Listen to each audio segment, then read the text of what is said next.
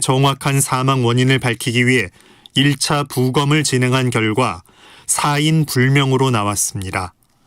광주 남부경찰서는 오늘 국립과학수사연구원으로부터 사인 불명과 익사 가능성을 배제할 수 없다는 1차 부검 결과를 통보받았다고 밝혔습니다.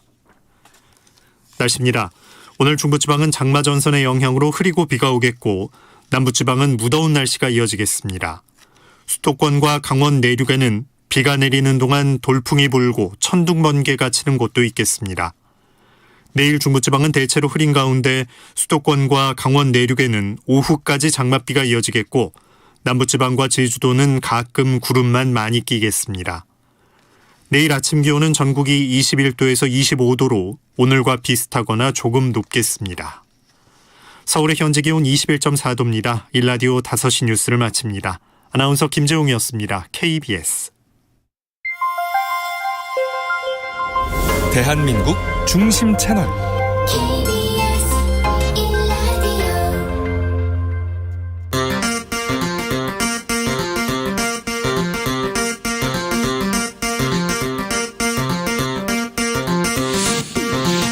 주진우 라이브.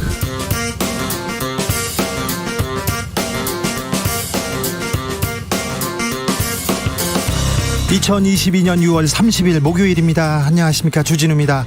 자유와 평화는 국제사회 연대로 보장된다.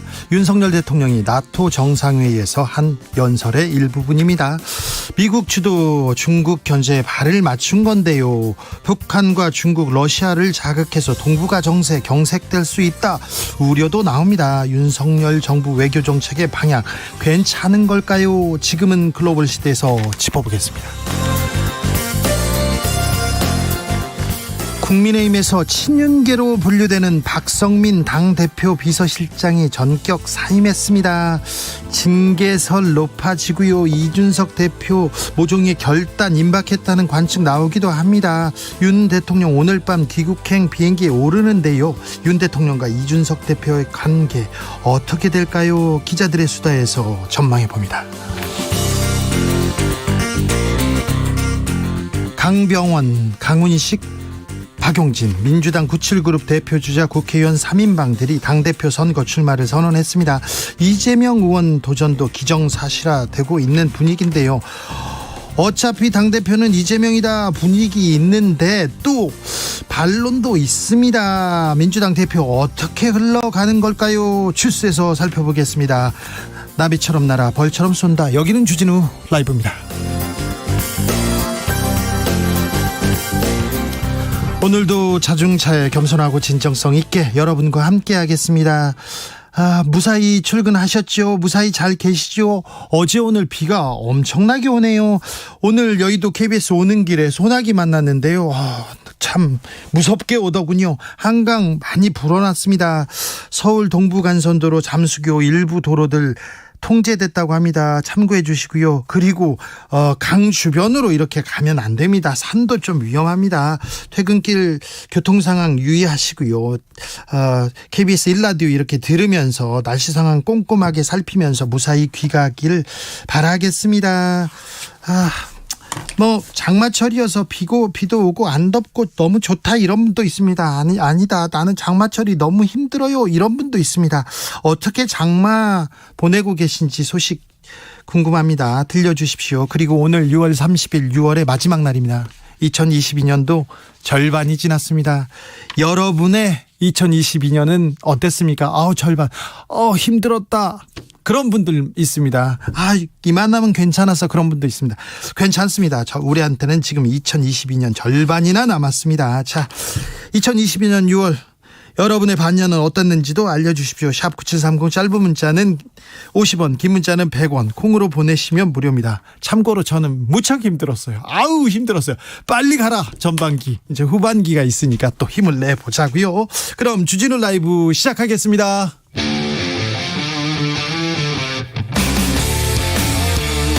탐사보도 외길 인생 20년. 주 기자가 제일 싫어하는 것은?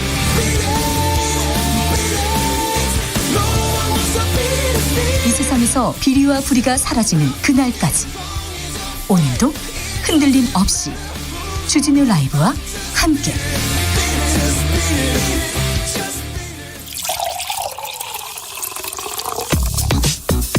진짜 중요한 뉴스만 쭉 뽑아냈습니다. 주스. 정상근 기자 어서 오세요. 네, 안녕하십니까. 중부지방에 폭우가 쏟아졌습니다. 피해 속출하고 있어요. 네, 어젯밤부터 오늘까지 쏟아지는 집중호우에 곳곳에서 침수와 고립사고 등 피해가 속출하고 있습니다. 특히 수도권 제1순환고속도로 서운분기점 인근에서 빗길에 교통사고가 나면서 한 명이 숨지는 등 전국 곳곳에서 교통사고가 많이 발생해 인명피해가 발생하고 있습니다. 기상청에 따르면 이 충남 서산에 270mm 이상의 비가 내린 것을 포함해 아이고, 많이 왔어요. 네, 당진에서도 240mm 이상의 비가 왔고요. 이 경기도 파주 탄현에 226mm. 서울도 많이 왔어요. 네, 서울이 137mm, 강원 원주 문막에 118mm 등을 기록했습니다. 오후 1시 기준이니까 지금은 강수량이 더 늘어났을 것으로 보이고요. 그리고 충남 서산에서는 폭우로 인해 운산면 갈산천 교량 30m 그리고 고산천 제방 100m가 붕괴가 됐고요. 이 태안에서도 아파트 앞에 싱크홀이 발생을 했습니다. 도로 통제 잇따르고 있습니다. 네, 서울에서는 중랑천 수위가 상승하면서 오전 6시 43분부터 이 동부간선도로 본선과 진입 램프 교통이 전면 통제됐습니다. 이후 5시간 만에 해제가 됐다가 지금은 비가 쏟아지면서 다시 통제가 됐습니다. 서울 내부순환도로도 한때 통제가 됐다가 풀린 상황이고요. 철산교 올림픽대로 선상대교에서 양화대교 등 서울 도로 곳곳이 통제가 됐었습니다. 경기도 시흥 안현교차로 안산 단원구 신길동 평택 고렴리 도로 등 침수가 발생을 해서 한동안 차량 통행이 어려웠었습니다. 그 통제가 안 되는 곳도 도로 곳곳이 구멍이 났어요. 패여 있는 부분 많습니다. 그러니까 절대적으로 감소군행 안전운전 하셔야 됩니다. 7798님께서는 제주 택배기사입니다. 어젯밤에만 좀 오는 척하고 며칠째 비가 안 옵니다. 육지에 비가 오면 제주는 찜통이 됩니다. 얘기하는데 지난주에 제주에 있는 친구가 비가 너무 많이 온다 이렇게 얘기했는데 또 제주는 비가 또 안 오고 있군요. 네, 이 소식도 전해드려야 될 것 같은데요. 네. 북한이 임진간 상류 환강댐 방류를 며칠 전부터 시작한 것으로 알려졌습니다. 네. 이에 대해 통일부는 북한이 우리 측에 사전 통보 없이 이 환강댐을 방류했다면서 유감을 표명했습니다. 아유, 이런 건 알려줘야죠. 네, 다만 이 필승교 수위가 이게 크게 높아지지 않았다라는 점에서 이 북한이 환강댐 방류량을 급격히 늘리지는 않은 것으로 추정되고 있습니다. 네, 대비를 잘 하고 있으니 너무 걱정은 마시고요. 아무튼 비가 많이 온다 그러면 KBS 1라디오 함께 하십시오. 그러면 저희가 비 소식 계속해서 잘 알려드리겠습니다. 윤석열 대통령 오늘 나토 정상회의에서 연설했습니다. 네, 윤석열 대통령은 스페인 현지 시간으로 29일 이 나토 동맹국 파트너국 정상회의에서 연설을 했습니다. 이 자리에서 윤석열 대통령은 북한을 비핵화의 길로 끌어내기 위해서는 이 무모한 핵 미사일 개발 의지보다 이 국제사회의 비핵화 의지가 더 강하다는 것을 분명하게 보여줘야 한다라고 말했습니다. 그러면서 나토 동맹국과 이 파트너국 지도자들의 지속적인 협력과 지지를 당부했는데요. 이 연설은 3, 4분 정도 이어졌습니다. 나토는 본래 소련의 군사적 팽창을 막기 위한 그 협의체였는데 이번에는 중국을 사실상 적성국으로 규정했습니다. 네, 나토가 이번 열린 정상회의를 통해 2022 전략개념을 채택했는데요. 네. 여기서 중국의 명시적인 야망과 강압적인 정책은 우리의 이익, 안보, 가치에 도전한다라는 표현을 넣었습니다. 네, 지금은 글로벌 시대에서 자세히 이렇게 다뤄보겠습니다. 그런데 나토 홈페이지에 윤석열 대통령 눈 감은 사진 올렸습니까? 왜 네. 그랬대요? 게다가 또 그 사진 한 장밖에 없었습니다. 사진을 한 장 공식적으로 올렸는데 우리 대통령 눈 감은 거 이렇게 했습니까? 네, 이 나토 공식 홈페이지에 올라온 사진인데요. 윤석열 대통령이 나토 사무총장과 일본, 호주, 뉴질랜드 총리와 함께 찍은 사진이었습니다. 그런데 윤석열 대통령만 눈을 감은 사진을 나토가 홈페이지에 올렸는데요.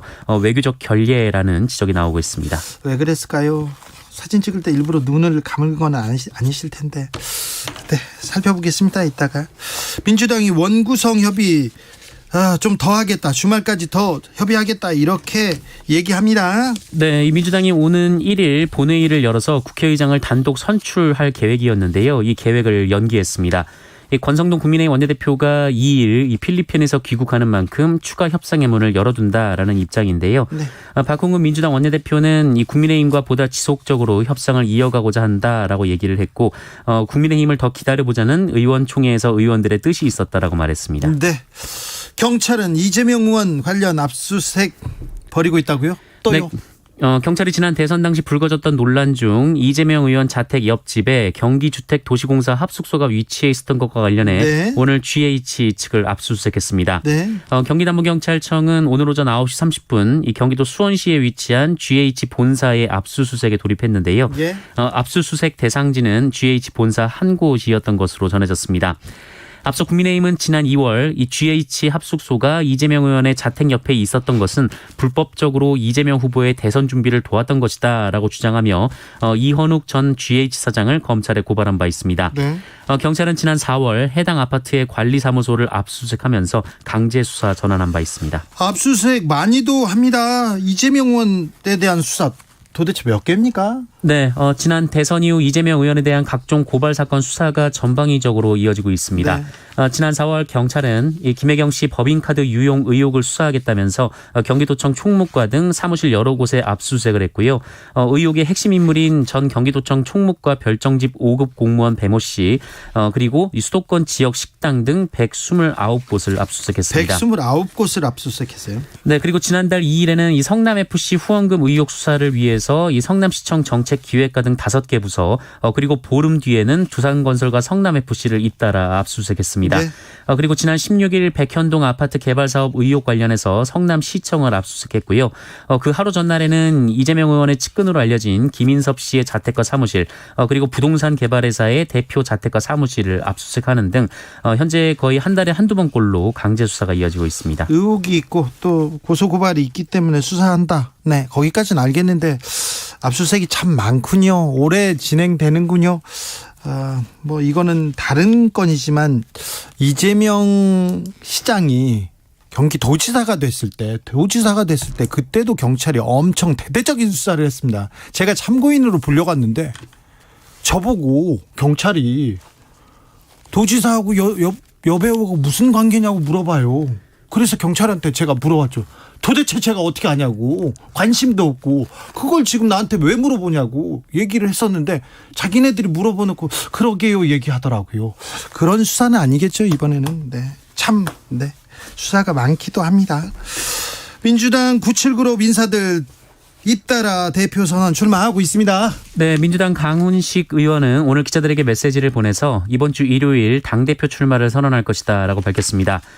강훈식 의원은 이른바 97그룹 재선 의원으로 원내대변인, 당 전략기획위원장 등을 거쳤고요. 예. 지난 대선에서는 선대위 전략기획본부장을 맡은 바 있습니다. 친명계 인사였는데 네, 이미 강병원 의원과 박용진 의원이 이 당대표 선거 출마를 선언한 데 이어서 이 강훈식 의원까지 출사표를 던지면서 이른바 97그룹에서 대표 후보로 거론되던 사람 중 박주민 의원을 제외하고 모두 출사표를 던진 상황입니다. 한편 이들은 앞서 이 86그룹 대표주자로 꼽히는 이인영 의원과 조찬 회동을 하기도 했는데요.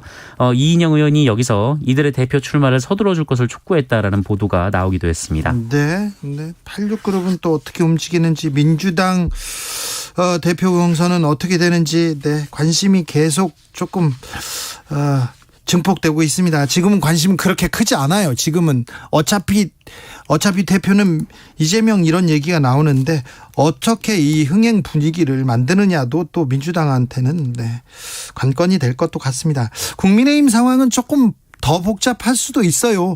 이준석 대표의 비서실장 갑자기 사퇴했습니다. 이유가 뭐냐 물어봤는데 뭐랍니까? 네, 일신상의 이유라는 답을 했습니다. 또 나왔습니다. 일신상 이유 뭐지 진짜? 네, 박성민 당대표 비서실장인데요. 친윤계라면서요. 그렇습니다. 오늘 전격 사퇴했습니다. 네. 이 대선 후에 이준석 대표의 비서실장으로 기용이 됐는데요. 불과 3개월여 만에 전격 사퇴를 했습니다. 자, 여기에 그러면 윤핵관, 윤심 작동하는 거 아니냐 이렇게 생각하는 사람들이 많습니다. 이준석 대표 점점 코너에 몰리고 있는 것처럼 보입니다. 네, 이준석 대표는 오늘 기자들과 만난 자리에서 어제 박성민 비서실장이 그만두겠다라는 얘기를 했다면서 윤심이 떠났다 이런 해석을 할 수는 있지만 이 박성중 의원과의 어제 대화에서는 그런 내용이 없었다라고 말했습니다. 이준석 대표는 어제 SNS에 이 모두 달리면 되지 그들이 감당할 수 없는 방향으로 이런 글을 올리기도 했는데요. 이에 대해서는 정치적인 상황들이 계속 발생하더라도 개혁 동력이라는 것은 이어나가야 된다는 의미다라고 설명하기도 했습니다. 네, 뭐 의미를 설명하는데 알 것도 같고 모를 것도 같고 알쏭달쏭합니다. 그런데 아무튼 이준석 대표가 굉장히 좀 외로운 처지구나 좀 복잡해지는구나. 그리고 이준석 대표가 왜 말을 거칠게 더 하는구나 이런 생각을 해봅니다. 저희가 2부에서 자세히 분석합니다. 김승희 보건복지부 장관 후보자 장관 되려고 나왔는데 선관위가 수사 의뢰했습니다. 네, 김승희 보건복지부 장관 후보자가 정치자금법을 위반했다는 의혹을 조사해온 중앙선거관리위원회가 김승희 후보자를 대검찰청에 수사 의뢰했습니다. 20대 비례 국회의원 당시 정치자금을 사적으로 썼다라는 의혹이 어느 정도 사실로 드러났다. 선관위는 이렇게 보고 있다는 건데요. 그렇죠. 김승희 후보자는 업무용으로 쓰던 렌터카를 임기가 끝나면서 인수를 했는데 이 과정에서 정치자금으로 보증금 1,800여만 원을 냈다라는 의혹을 받아왔습니다. 다른 의혹도 있었어요? 네, 정치자금으로 차량을 도색하는가 하면 배우자 차량에 보험금을 납부했다라는 의혹도 있었습니다. 김승희 후보자 일부 시인했지 않습니까? 네, 일부 시인하고 렌터카 보증금 1,800여만 원 그리고 배우자 차량 보험금 30여만 원을 반납을 한 바 있습니다. 일단 돈을 쓰고 지금 이번에 반납했으니까 자기의 죄를 인정하고 했는데 아무튼 죄가 사라지는 건 아닙니다. 네, 민주당은 자진 사퇴나 지명 철회를 요구했는데요. 앞서 윤석열 대통령은 김승희 후보자에 대한 인사청문 경과 보고서를 어제까지 보내달라고 국회에 요청한 바 있기 때문에 오늘부터는 청문회를 열지 않더라도 임명이 가능한 상황입니다. 거의 유죄 받을 게 확실시 되기 때문에 이거 임명 쉽지 않을 것 같습니다. 장관 데려다가 피의자 됐는데요. 나설 자리를 아는 것도 자신의 그릇을 아는 것도 좀 큰 덕목입니다. 그런 사람이 좀 장관에 가서 뭘 좀 지휘해야지. 이분 좀 부끄럽지 않습니까? 그런데 이분 대검의 수사 의뢰를 선관위에서 했습니다. 정부에서 수사 의뢰를 했고 대검 갔는데 지금 남부지검에 이 사건을 보냈거든요. 남부지검장이 특수통 친윤계 양석조 지검장입니다. 분명히 혐의가 보이기 때문에 특수수사, 특수통 검사들의 성향을 볼 경우 이거를 명확하게 빨리 처리하는 게 정권에 덜 부담을 줄 수도 있다는 생각을 하기 때문에 김승희 보건복지부 장관에 대한 수사는 급속도로 진행될 가능성이 있다고 봅니다. 지켜보십시오. 네. 최저임금이 확정됐습니다. 네, 빨리 확정됐어요. 내년도 최저임금이 올해보다 5% 460원 오른 9,620원으로 결정이 됐습니다. 예. 월 단위로 환산하면 201만 580원이고요. 올해 최저임금 인상률이었던 5.1%와 거의 비슷합니다. 비슷하네요. 빨리 결정됐다라고 하셨는데 사실 법정 심의 기간 안에 결정이 된 겁니다. 몇 원래 년 만에? 어제까지 결정이 됐어야 되는데요. 네. 지난 2014년 이후 8년 만이었습니다. 다만 노사 모두 불만족스러운 얼굴인데요. 원래 노동계와 경영계는 각각 1,890원, 9,160원을 제시했는데 세 차례 수정을 거쳐 격차가 좀 줄었습니다만 진전은 없었습니다. 최저임금은 5% 정도 올랐습니다. 물가 상승률이 5%를 넘어간다죠. 그러니까 서민들이 좀 나아질까요? 조금 서민들한테는 좀 부족한 액수가 아닌가 이렇게 생각합니다. 물론 경영계에서는 반발하고 있습니다. 조현오 전 경찰청장이 징역 1년 6개월 확정됐습니다. 네, 이명박 정부 시절 경찰의 댓글 공작을 지시한 혐의로 재판을 받아온 조현오 전 경찰청장이 징역 1년 6개월을 확정받았습니다. 대법원 1부는 오늘 직권남용 권리행사방해 혐의로 재판을 받아온 조현오 전 청장에게 유죄를 선고한 원심을 확정했습니다. 예. 조현오 전 청장은 서울지방경찰청장과 경찰청장으로 재직하던 2010년에서 2012년 경찰을 동원해 사이버 여론전을 벌인 혐의를 받고 있습니다. 네. 당시 경찰은 조현오 전 청장의 지시로 정보, 보안, 홍보 부문 경찰관 1,500여 명을 동원해서 이 천안함 사건, 한진중공업 희망버스, 제주 강정마을 등 사회 현안에 대해 정부나 경찰의 우호적인 댓글 12,880개를 게시한 것으로 조사가 됐습니다. 네. 한편 조현오 전 청장은 지난 2010년 이 편의를 봐달라며 건설업자로부터 3천만 원의 뇌물을 받은 혐의로 지난해 5월 징역 2년 6개월을 이미 확정받은 바 있습니다. 고 노무현 전 대통령의 명예를 훼손한 혐의로도 또 구속됐었죠. 이번이 세 번째 구속입니다.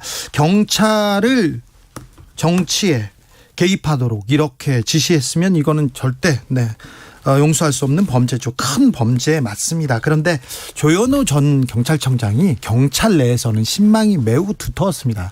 경찰에 대한 복지를 위해서 굉장히 애썼고요. 그리고 이명박 정부 때 좀 총애를 받았거든요. 그 힘을 가지고 수사권 조정을 위해서 경찰이 좀 수사하게 나서달라 크게 외치던 분입니다. 그래서 검찰의 눈에 찍혔다. 그것 때문에 이렇게 고생한다 이런 사람도 있습니다. 아무튼 노무현 전 대통령의 명예를 훼손한 혐의, 그다음에 건설업자한테 돈을 받은 혐의, 그다음에 이번엔 댓글 공작에 나섰다는 혐의로 조현오 전 경찰청장은 유죄를 받았습니다. 그런데 조현오 경찰청장과 같이 이 정치에 개입한, 정치 공작에 개입했다는 사람들 중 몇 명은 지금 국회의원으로 활동하고도 있습니다. 이거는 왜 수사를 안 하지? 누구한테는 이렇게 가혹하고 누구한테는 이렇게 관대한지 그 부분도 좀 의문이 되는데요. 네. 일가족이 숨진 채 발견된 가족, 네, 사인은 드러나지 않았네요. 네, 바닷속에서 숨진 채 발견된 일가족의 사망 원인을 알 수 없다라는 부검의 1차 소견이 나왔습니다. 이 시신의 고도 부패가 진행된 까닭에 정확한 사인을 밝혀내지 못한 것으로 전해졌는데요. 네. 다만 단정할 수는 없지만 익사를 배제하지 못한다라는 의견이 덧붙었습니다. 알겠습니다. 10살 된 아이는 어떤 생각을 했을까요? 그 아이의 생각을 막은 부모는 왜 이런 결정을 해야만 했을까요? 이건 또 다른 의미의 살인이기도 한데 많은 것을 생각하게 하는 그런 사건입니다. 안타까운데 좀 계속 지켜보겠습니다. 주스 정상근 기자 함께했습니다. 감사합니다. 고맙습니다. 장마철 어떻게 보내고 계신가요? 여러분의 2022년 반년은 어땠었는지 알려달라고 했더니 많이 보내줍니다. 0363님 1월부터 4월까지 아이랑 자가격리 3번 했습니다. 너무 힘든 상반기였습니다. 자가격리, 네, 뗄래야 뗄 수 없는 그런 단어기도 한데, 네, 고생 많으셨어요. 3번이면 너무 많네요. 2095님 포항은 쨍쨍, 가만히 있어도 땀이 줄줄. 우리나라가 너무 넓은가 봐요. 비 피해 없이 잘 지나갔으면 합니다.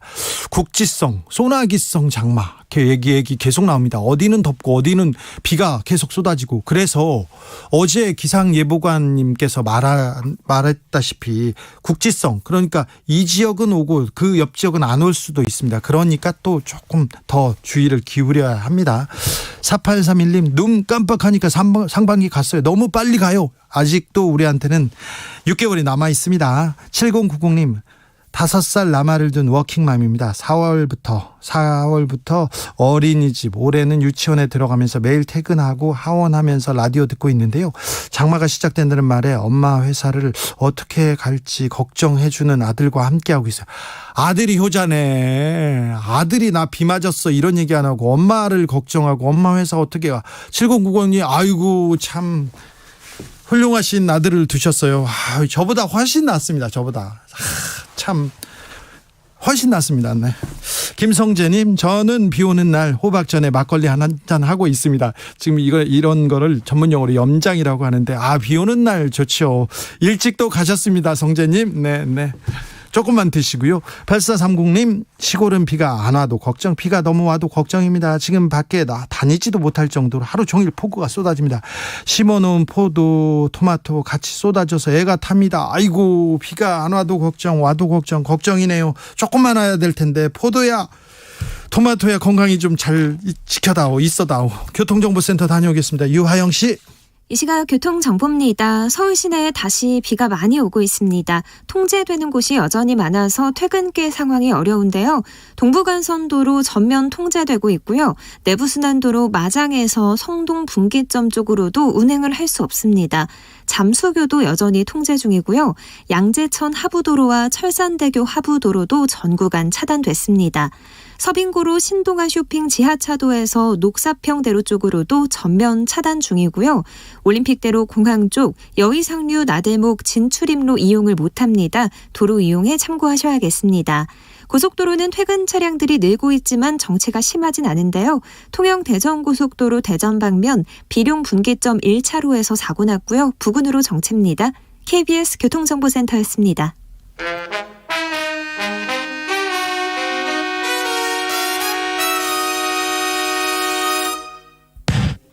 주진우 라이브 돌발 퀴즈. 오늘의 돌발 퀴즈는 주관식으로 준비했습니다. 문제를 잘 듣고 정답을 정확히 적어 보내주세요. 내년 최저임금이 올해보다 5% 오른 금액으로 결정됐습니다. 노동계와 경영계 모두 고물가 상황에서 받아들일 수 없는 금액이라며 강하게 반발하고 있는데요. 자, 오늘의 문제. 내년도 최저임금은 얼마일까요? 검색 찬스 드릴게요. 정답을 정확히 적어서 보내주세요. 샵 9730 짧은 문자 50원, 긴 문자는 100원입니다. 지금부터 정답 보내주시는 분들 중 추첨을 통해 햄버거 쿠폰 드리겠습니다. 주진우 라이브 돌발 퀴즈 내일 또 만나요.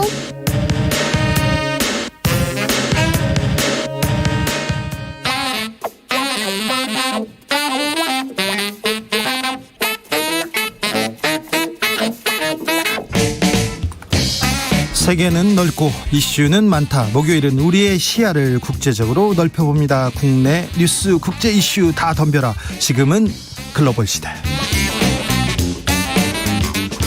국제적으로 토크 가능합니다. 국제적으로 평론 스케일 어마어마합니다. 지글시 시작합니다. 군사 외교 안보 전문가 김종대 전 의원. 안녕하십니까. 네, 세계적인 평론 스케일입니다. 이승원 평론가 어서 오세요. 네, 안녕하세요. 이승원입니다. 장마철 잘 보내고 계시죠? 오늘하고 고생 많이 했어요. 네. 네. 그렇습니까? 네. 고생하셨어요? 이 영혼 없는 얘기는. 알겠습니다. 나토 정상회담 이제 막을 내렸는데요. 한미일 정상회담도 있었습니다. 어떻게 보셨습니까? 바이든 소원 성취했다. 바이든. 네. 바이든이 하고 싶은 걸 다 해줬습니까? 다른 사람들이? 그렇죠. 사실은 바이든이 한국을 초청한 거는 네.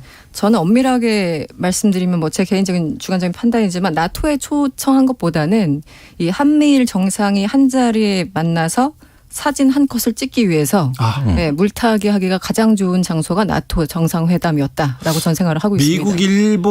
미국과 일본은 계속, 그리고 한국과 같이 앉으려고 계속 얘기를 했고 좀 생각을 했어요. 네네. 군사훈련도 같이 얘기하고 싶었고. 그렇었죠. 그러니까 한미하고 미일 간에 이제 각각 동맹 상태지만 일본과 한국은 뭐 아시다시피 이제 관계가 굉장히 안 네. 좋았지 않습니까? 왜 이렇게 니네들은 싸우니 하면서. 그래서 이제 바이든은 사실은 한미일이, 그러니까 바이든 뭐 뿐만 아니라 예전에 오바마부터 이제 쭉 줄기차게 얘기했던 게 한미일이 친해져야지만 북한 넘어서 중국까지 같이 견제할 수 있으니까 안보 협력이라는 단어를 이제 쓰면서 계속 가까워져야 된다고 얘기를 했었는데 계속 사이가 안 좋으니까 골치가 아팠던 거지 않습니까?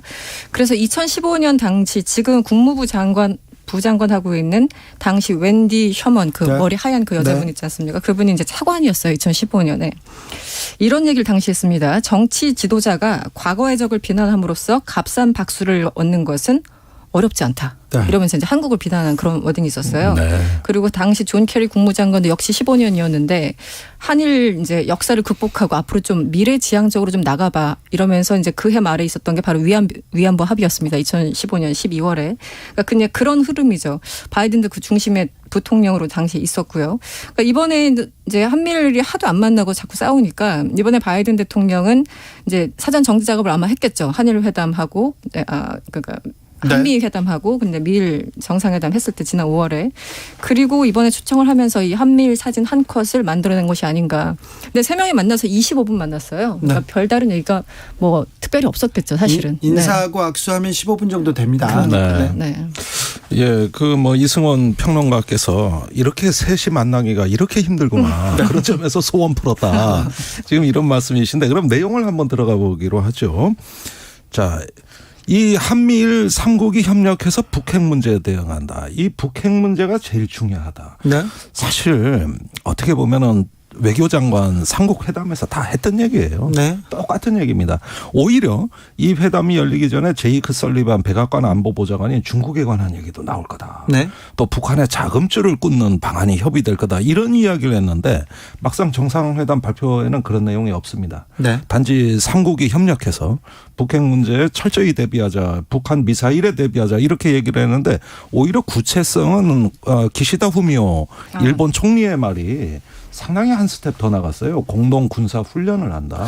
한미일 군사훈련 계속해서 미국과 특별히 일본이 원하던 거 아닙니까? 네. 특별히 이번에 새로운 게 뭐냐 봤을 때 요겁니다. 그래요? 예, 요것이 뭐 또 일본이 이제 충분한 방위력을 강화하겠다. 네, 네. 이제 군사를 미사일 강화하겠다. 보유 국가로 가겠다는 사실은 구체적인 얘기 국제 무대에서 어떤 새로운 어떤 그 국가의 입장을 발견한 건 전 기시다 후미오 일본 총리의 발언이라고 생각을 그럼 합니다. 미국도 얻어가고 일본도 얻어갔다 이럴 수 있네요. 아니 뭐 그럴 수도 있겠는데요.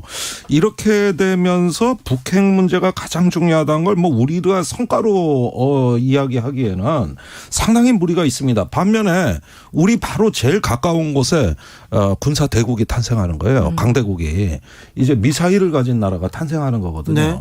이거 꼭 지금 우리한테 우리가 원하던 바라고 할 수 있을까요?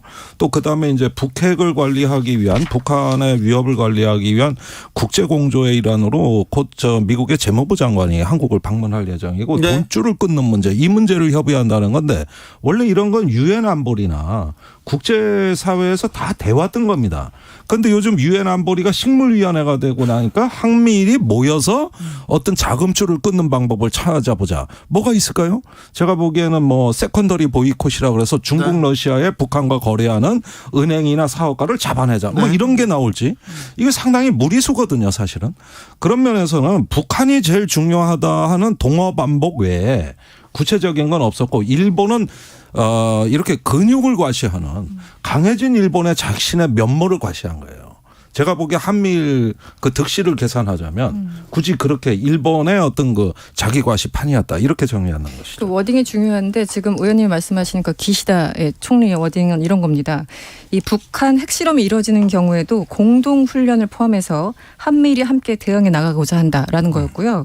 바로 지금 더 중요한 거는 한미동맹의 억지력 강화를 위해서라도 일본 방위력을 근본적으로 강화할 것이다. 이렇게 대놓고 얘기를 한 겁니다. 그러니까 제가 이제 한미일 딱 그 테이블, 사각 테이블에 앉아가지고 이제 바이든이 가운데 앉아 있고 이제 윤석열 대통령 뭐 기시다 후미오 총리가 앉아 있는데 바이든 입장에서는 한미를 이렇게 모아놨으니 이제 소원 성취를 한 거고 그리고 정말 히스토릭한 자리다라고 이제 엄청나게 강조를 했고 기시다는 우리 방위력 근본적으로 강화할 거야 대놓고 얘기하면서 이제 전쟁할 수 있는 국가 자유대의 어떤 권한을 더 늘리겠다 이런 걸 이렇게 대놓고 했고 그렇다면 우리는 뭘 얻은 거지? 없어요. 네, 워딩을 보면 뭐 그냥 북한에 대해서 대응하자 그거는 굳이 나토까지 안 가서도 할 수 있는 언제나 하는 얘기 아닙니까? 언제나 하는 얘기 동어 반복을 했기 때문에 플러스 마이너스를 한다면 일본 가져갈 거 가져갔고 미국 가져갈 거 가져갔고 한국은 잘 모르겠다가 제 결론입니다. 미국은 마녀 가져가고 일본도 가져가고 우리는 잘 모르겠다.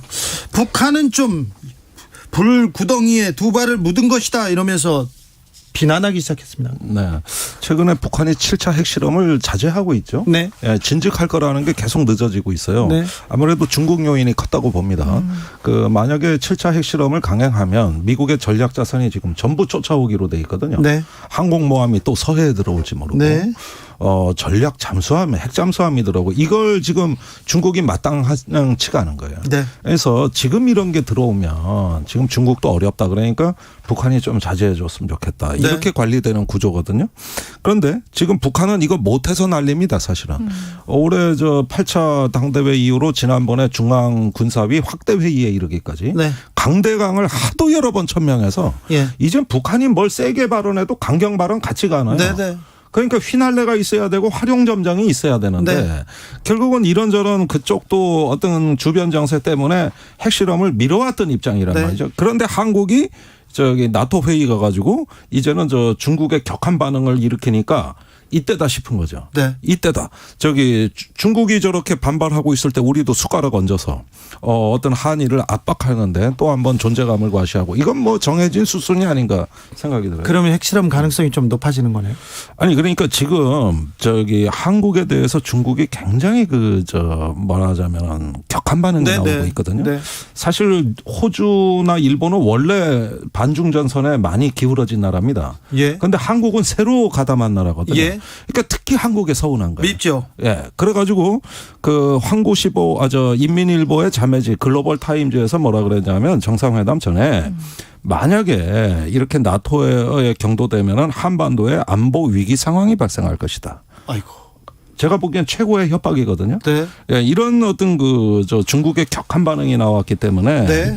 앞으로 이런 면이 분명히 북한한테 영향을 줍니다. 그러게요. 예, 북한이 이제 자기들의 어떤 전략적 도발에 기회의 창문이 열리고 있다고도 볼 수 있는 거예요. 아이고 참 어렵네요. 어려워지는 것 같습니다.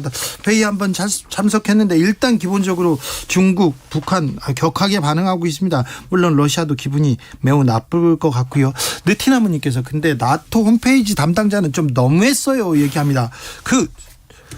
의원님 이렇게 눈 감은 사진 왜 윤석열 대통령만 눈 감은 사진 이렇게 올렸을까요? 그래서 이번에 여러 가지 해프닝이 있었는데 자꾸 이런 이야기 하다 보면은 한 가지로 좀 정리되는 게 원래 우리 집 잔치가 아니었어요. 예. 이건 유럽이라는 마을 그 동네 잔치인데 우리가 식객으로 간 거예요. 그렇게 가놓으니까 여러 가지 의전으로 소홀하고 외교적 결례가 이게 한두 건이라야 얘기를 하지.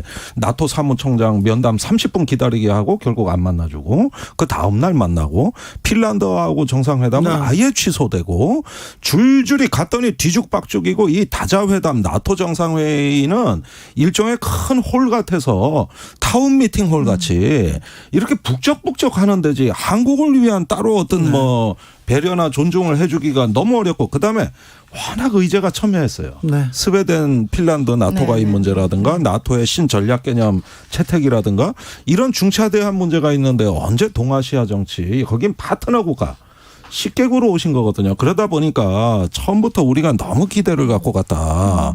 예, 이렇게 가 보니 예, 우리 기대했던 회담은 아니거든요. 네. 이게 이제 사실 나토라는 게 그동안 뭐 49년 이후에 이제 창설된 다음에 여러 가지 이제 기능을 했었죠. 그리고 냉전 이후에는 사실 이제 이렇게까지 심각한 지금 우크라이나 전쟁 같이 이렇게까지 심각한 경우는 많지 않았었는데 이제 외신들 이제 보면은 뭐 Foreign Affairs나 이런 데 보면은 그동안 그래도 나토가 굉장히 멋있어 보이는 하는 그룹으로서 그래도 작동을 해왔다. 뭐 아프간이든 뭐 그 이라크든 어떤 전쟁이 있을 적에 어느 정도 개입하면서 뭔가 그래도 쉐입 그 모양새를 갖춰가는 그런 모습이었는데 이번에 나토의 본질을 본 것이 이번에 우크라 전쟁이라고 이제 서양 그 뭐 라이터들은 그렇게 설명을 하고 있더라고요. 그러니까 어떻게 보면은 한계를 본인들도 이제 서방의 눈에서 봤을 적에도 이미 이제 인식을 한 거죠. 이런 상황이 되니까 나토 안에서 이견이 생기고 뭔가 흔들리는구나. 이제 겉으로는 으쌰으쌰 하고 있지만 내부적으로 다 이해관계가 다르잖아요. 프랑스 다르고 독일 다르고 그런 지적이 하나 있는데 결국은 그 지금 더군다나 이제 평시도 아니고 전쟁 중에 군사 동맹 협의체인 나토에 한국이 갔다는 것 자체가 그러니까 내 자리가 아닌 거예요. 거기서 뭐 환대받을 것도 아니고 물론 이제 그 앞에서 뭐 윤석열 대통령이 나토 정상회담에서 한 3, 4분에 걸친 모두 발언 얘기는 했습니다만 그게 사실은 뭐 대단한 그런 발언도 아니었던 데다가 그 사람들의 목적은 딴 데 있는데 지금 우리가 가서 무슨 뭐 원전을 팔고 뭐 하고 이럴 수 있는 공간이 아니었던 거예요. 그래서 전 처음부터 나토로 한국이 이번에 이제 초청에 응하는 게 과연 올바른 일이었나 이번 이제 전반적인 과정을 보면서 다시 한번 그런 생각이 듭니다. 네, 제가 한 말씀만 드리면은 사실 북핵 문제의 심각성을 환기시키면서 힘에 의한 어떤 북한 압박을 이야기했다. 이건 윤석열 대통령으로서 본인은 성과라고 생각할 거예요. 네네. 예, 이렇게 문재인 대통령하고 다른 모습을 보여줬잖아요. 그런데 지금 이 상황을 알아야 되는 게 뭐냐면은 나토 정상회의는 이번에 역사적 회담입니다. 우크라이나 전쟁 이후에 그 유럽의 질서를 갖다가 제시하는 어떤 10년의 비전을 만든 회의라고 좀 봐요.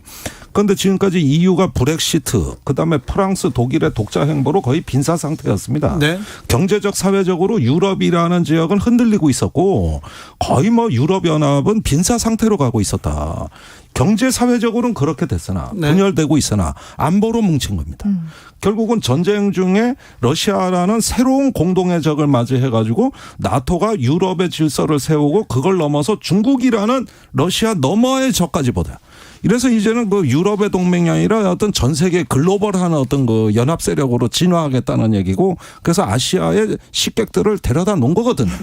그러니까 이런 상황에서 윤 대통령이 이런 전략적 맥락을 다 어떻게 생각하고 갔는지는 모르겠습니다만은 결국 세계는 아무리 먹고 사는 문제가 중요해도 전쟁 문제, 이 배고픈 문제보다는 죽고 사는 문제가 우선이다. 이걸로 해가지고 이제 서방 동맹을 재결석하고 세계와 이후의 시대를 질서를 만들어가겠다는 이 출발점이 되는 거거든요. 이 회의가. 그런데 이 회의에서 우크라이나 전쟁에 대한 유럽 질서 재편에 대한 조금 고민이 있었습니까? 진전도 보였습니까? 있었습니다. 제가 보기에는 그 나토 원정군, 합동 원정군을 강화한다는 이야기라든가 동유럽의 그 폴란드의 미국의 패트리엇 그 지대공 미사일 MD 시스템, 또 에스토니아나 이런데 이제 그 영국의 그 기갑 전력, 독일의 또 군사력 이렇게 해서 흑해와 발트해에다가 전진 배치를 하는 이렇게 함으로써 하나의 군대처럼 융합이 돼 나간 새로운 전략 개념이 만들어졌다. 이거는 제가 보기에는 그간 테러와의 전쟁 이후로 그 성격이 모호했던 나토가 일거에 다 재조정돼 가지고 새로 그 강화되는 그러면서 군비가 증강하고 이게 이제 중국에까지 영향을 미치는 이런 선언이 나온 거거든요. 이거는 우리한테 앞으로 미치는 영향도 매우 민감하면서 클 거라고 저는 봐요. 그런 면에서 인도 태평양 전략도 지금 시험대에 올라 있다. 아시아의 나토화 문제가 앞으로 의제가 된다. 이거죠. 네. 이번 회의에 가서 영수증 크게 끊어오는 거 아니야 이렇게 우려하는 사람들 많았습니다. 근데 폴란드와 방산 협력 강화한다, 유럽 세일즈 외교 나섰다 이렇게 얘기도 나오는데 이건 또 무슨 소리입니까?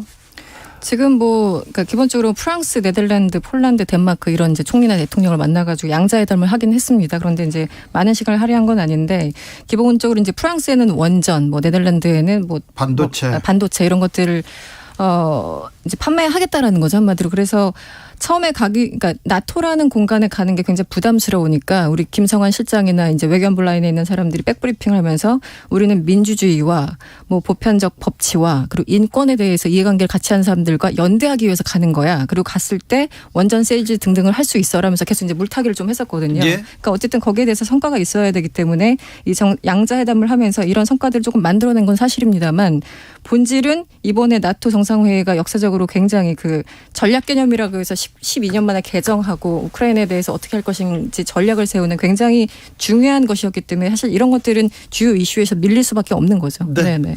하나만 또 개인적으로 궁금한 건데 좀 매너가 좋으시니까 제 이 평론가님한테 여쭤볼게요. 대통령 국가원수의 매너는 어떠해야 되는 건가요? 앞에서 만날 때 팔 이렇게 흔든 거 그게 좀 결례가 됩니까? 결례라면 즐거우면 흔들 수도 있잖아요. 네, 그러니까 근데 우리가 또 하고 싶은 걸 다 하는 게 외교 공간은 아니잖아요. 그러니까 이게 사실은 이제 김건희 여사 흰 장갑은 왜 꼈냐부터 해가지고 이제 여러 가지 논란들이 있고 윤석열 대통령 등등 있는데 사실은 두 가지 갈래인 것 같아요. 하나는 그냥 몰라서 실수하는 거는 괜찮은데.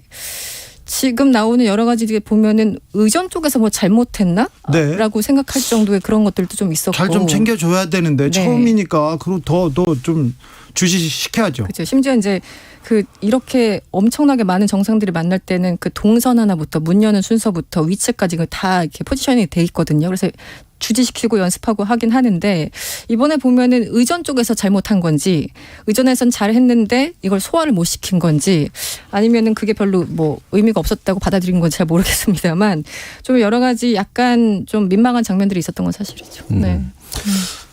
역시 이런 문제들이 국내 이제 언론의 주요 관심사가 됩니다만은 지금 제가 이 국내 언론을 아무리 다 뒤져봐도 이번에 나토 신전략 개념에 대해서 심층 기사가 한 건도 없어요. 아유, 신장갑 패션 얘기만 하고 있어요. 저기 일본 언론은 난립니다. 그래요? 거기에다가 바이든 대통령이나 한미일 3국 정상회담에 대해서도 엄청난 지면을 할애하고 있는데 우리는 결국은 김건희 여사 패션하고 이제 의정 결례 외교의 어떤 제스처 이런 쪽으로 기사가 나가는데 이번에 대통령을 수행한 기자들도 어떤 국제 기자들이 아니라 대통령실 출입 기자들이 그것도 언론사당 한 명씩 소수가 갖고 이렇게 해보니까 너무 이 취재력이 빈약해가지고 지금 어떤 심층 분석 기사가 하나도 안 나와요. 그런데 이번에 전략 개념이라든가 포스트 우크라이나 이후의 질서와 중국과의 이제 어떤 새로운 어떤 유럽의 대치 전선은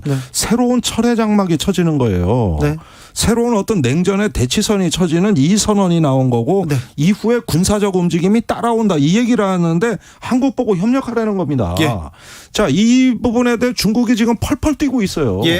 자, 이 부분에 대한 주변 정세, 우리 앞으로 이거를 관리하는 국가의 전략의 중심이 있을까요? 지금도 언제까지 이런 어떤 가십성 기사에서 우리의 성숙되지 못한 국가 정책, 또 이런 부분들로 이렇게 휩쓸려 가듯이 저는 이 코리안 리스크가 새로 대두되고 있다고 봅니다, 지금. 알겠습니다. 매우 위중한 시기인데 그래서 주진우 라이브에서 이렇게 두 분 모시고 지금 잘 듣고 있습니다. 1967님, 두 분의 현실성 있고 공감 있는 평론 찐 팬입니다. 쉽고 팩트 느껴져서 너무 감사하게 듣고 있습니다. 얘기합니다. 1474님, 앞으로 러시아와 중국 관계 어떻게 진행될지 걱정입니다. 걱정됩니다. 예, 일단은 우리의 어떤 국가의 중심과 어떤 기술의 주권, 우리는 과연 어떤 존재인가에 대한 인식이 더 시급하지. 올인 동맹. 네. 또는 국제사회에 가서 정상회담의 모양새.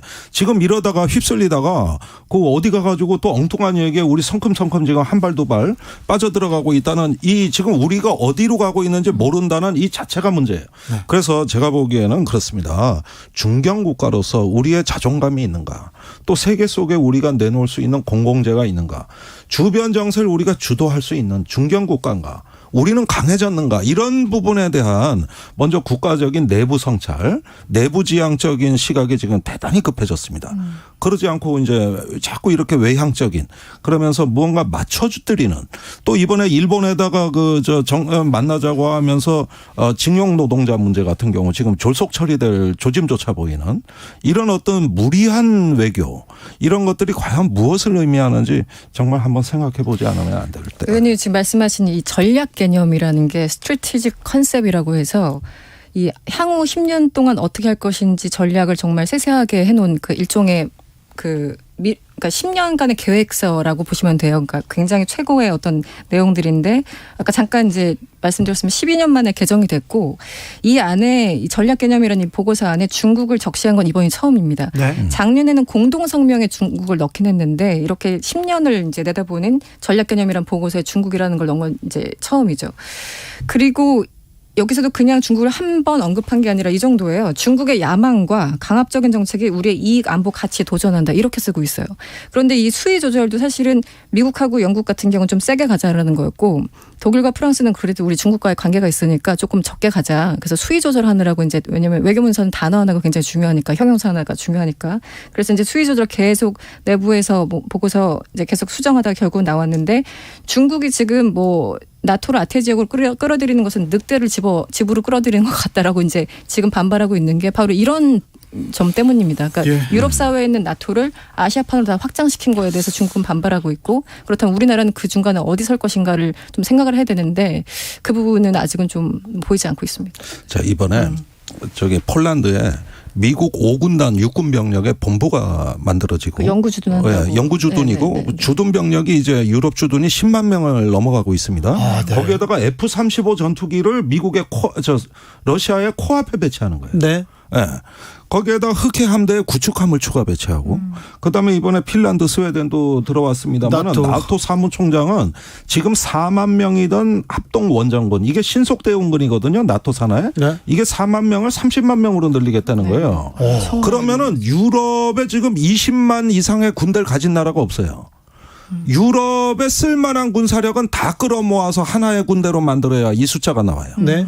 그러니까 이게 얼마나 큰 변화면 지금 이게 러시아에 주는 신호가 뭔가를 보십시오. 네. 우크라이나에서는 이렇게 소모적인 장기전이 될지 몰라도 그 나머지는 서방의 첨단 군사력 전략 자산을 전부 그 러시아 코앞에 깔아놓겠다는 얘기고 네. 러시아는 전술핵 무기를 전진 배치하겠다는 얘기예요. 예. 이게 나토에서 개념화됐고 군사적 조치가 따라와요. 거기에 중국까지 끼워넣어요.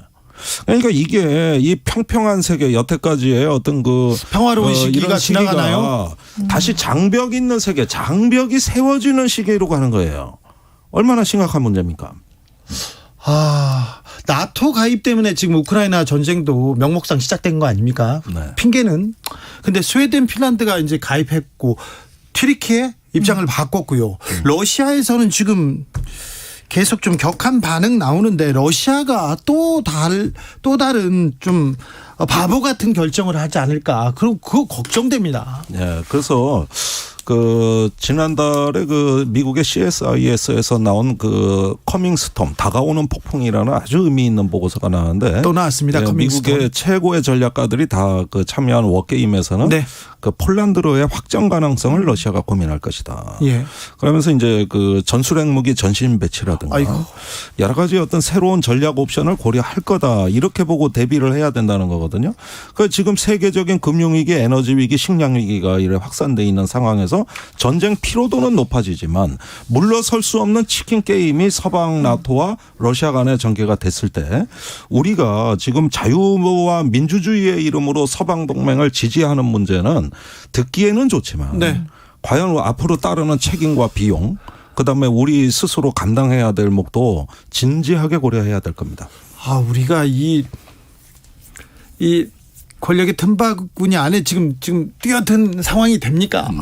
뛰어들겠다는데 지금 정부가. 러시아 같은 경우는 지금 어쨌든 스웨덴과 핀란드 나토 확장 명분으로 전쟁을 일으켰는데 오히려 더 확장되는 상황이잖아요. 그리고 핀란드와는 1,300km를 국경을 접하고 있습니다. 러시아와. 그렇기 때문에 엄청나게 본인들 입장에서 더 힘들어진 거죠. 네. 그래서 당장 그 라브로프 외무 차관 같은 경우 나토의 무책임한 결정이다. 그리고 북유럽 EU 국가들의 평온한 시기가 올지 의문이다. 이렇게 경고를 하고 있어요. 네. 그러니까 지금 이렇게 되면 니네들 편할 것 같지 아니야라고 이제 경고를 하고 있고 사실은 뭐 확정 가능성에 대해서 은근히 암시하는 그런 경고장을 계속 보내고 있죠. 그러니까 굉장히 불편한 상황이죠, 본인들. 그런데 전쟁이 장기화되고 있는데 러시아는 조금 생각해 보면 잘 버티는 건가요? 이 장기전을 더 끌고 가려고 하는 건가요? 그러니까 소모되고 있죠. 러시아는요. 네. 이제 재래식 저런 전쟁을 언제까지 할 수 있는 나라냐. 미사일 재고가 몇 발이냐. 이런 걸 따지면서 미국은 약화시키겠다는 입장이고 예. 설령 전쟁을 종식하는 평화 협상을 하더라도 우크라이나가 유리한 입장에서 할 수 있도록 이 군사력 지원은 계속한다. 이거거든요. 자, 그런데 미국의 정보기관의 그 전직 관리로 돼 있는데 슬프게도 우크라이나 전쟁은 금방 끝나지 않고 상당한 소모전으로 교착될 것이다. 이런 우울한 전망이 나왔어요. 예. 이제는 출구 전략 생각할 때가 됐습니다. 그렇죠. 이것은 그냥 전쟁의 양상을 승리하는 쪽으로 유도하겠다는 생각 갖고서 관리되는 전쟁이 아닙니다.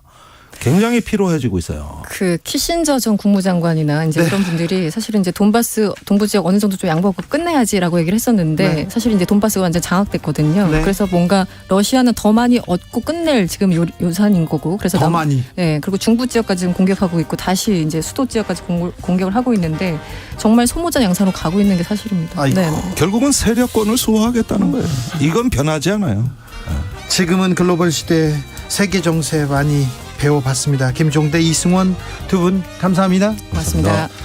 아이고, 세계 정세를 봤는데 우리는 지금 외교력을 잘 발휘하고 있는지. 자, 저는 6시에 2부 이어가겠습니다.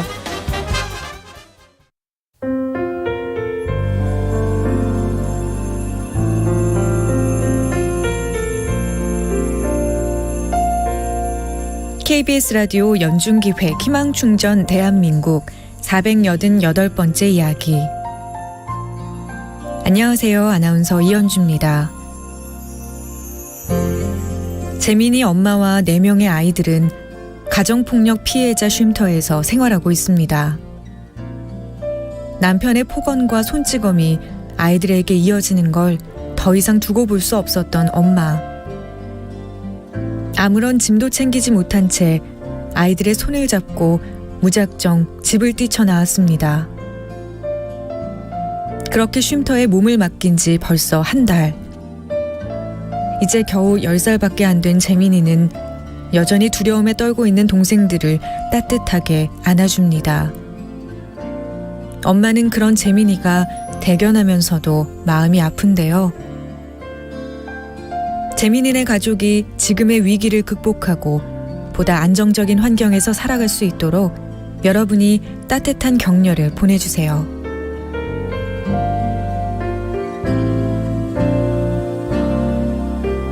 여러분의 따뜻한 손길이 희망의 빛이 됩니다. ARS 060-700-1580 060-700-1580 한 통화 3,000원으로 희망을 선물해주세요. KBS 라디오 연중기획 희망충전 대한민국은 초록우산 어린이재단, 인탑스 주식회사 그리고 청취자 여러분과 함께합니다. ARS 060-700-1580 한 통화 3,000원입니다.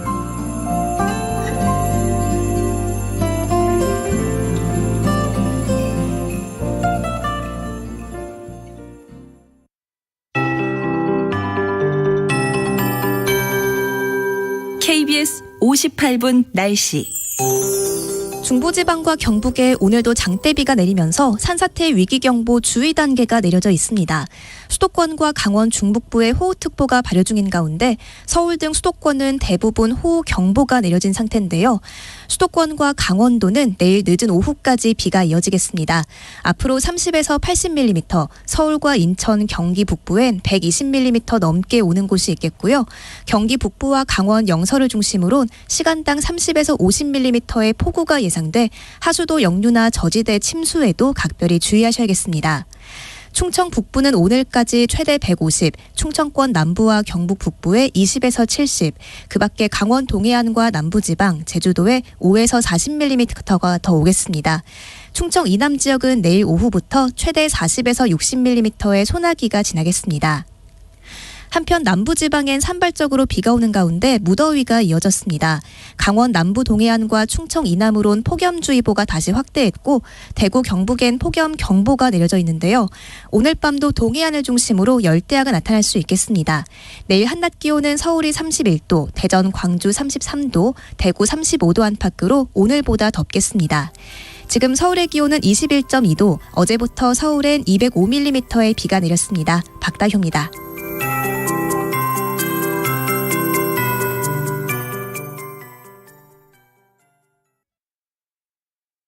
정성을 다하는 국민의 방송 KBS가 6시를 알려드립니다. AM 711kHz, FM 97.3MHz, KBS 1라디오입니다. HLKA.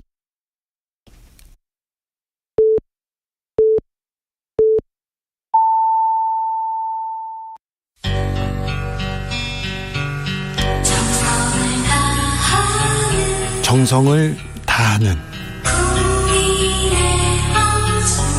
국민의 방송 KBS 주진우 라이브. 그냥 그렇다고요.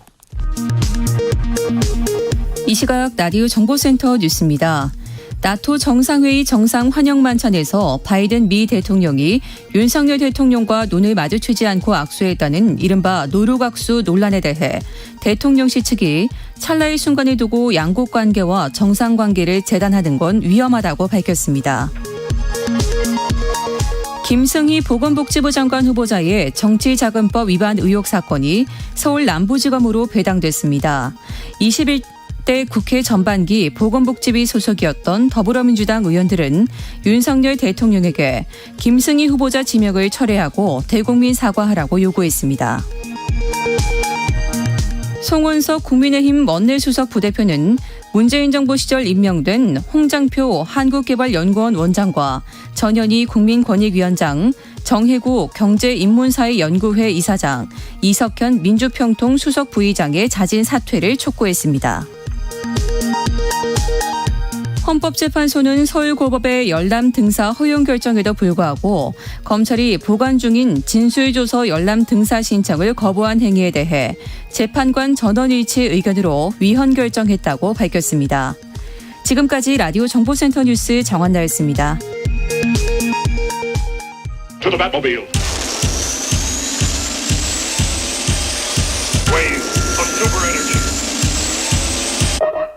주 기자의 1분.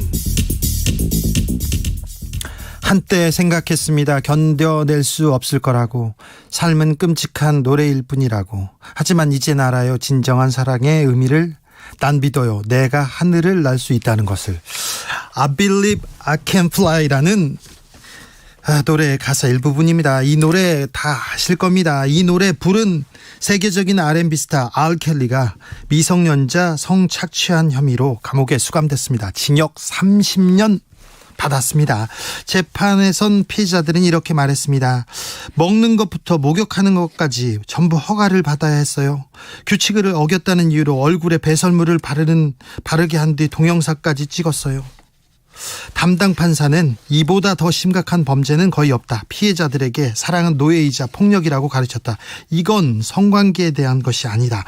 폭력과 학대 구속의 문제다. 어린 친구들을 자신의 방식으로 유도해 그들의 삶을 빼앗았다고 말했습니다. 미성년자 성착취. 우리나라에서는 성착취로 처벌된 경우가 거의 없습니다. 별로 없습니다. 법적 개념이 명확하게 정립되지 않아서 처벌로 이어지는 경우가 매우 드물다고 합니다. 미성년자를 성폭행한 경우도 솜방망이 처벌에 그치는 경우 많습니다. 10대 청소년을 모텔로 끌고 가서 성폭행한 배우가 있습니다. 이 배우는 스마트폰 채팅으로 만난 미성년자를 모텔로 끌고 갔고요. 성폭행했습니다. 이후에 만남을 또 요구했는데 거부하자 부모님께 알리겠다고 협박해서 정신적 고통을 안겼습니다.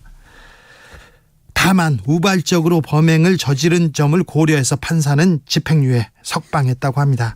우리 판사님들 다만 너무 좋아합니다. 등교하는 초등학생을 성폭행한 80대 노인에게도 집행유예. 과거 2차례 아동 성추행 전력이 있는데도 말입니다. 다만 고령이라는 이유였습니다. 초등생 손녀를 수년째 강제 추행한 할아버지도 집행유예 기간 중에 17세인 미성년자를 강제 추행한 할아버지에게는 벌금 600만 원. 판사님들 경로 우대 사상이 투철한 건지 법의식이 희미한 건지 잘 모르겠습니다. 진로 상담을 핑계로 여고생 제자를 집으로 끌고 가서 성폭행한 운동부 코치는 징역 3년에 집행유예 5년. 미성년자인 피해자를 위력으로 간음한 것 죄질이 상당히 불량하다.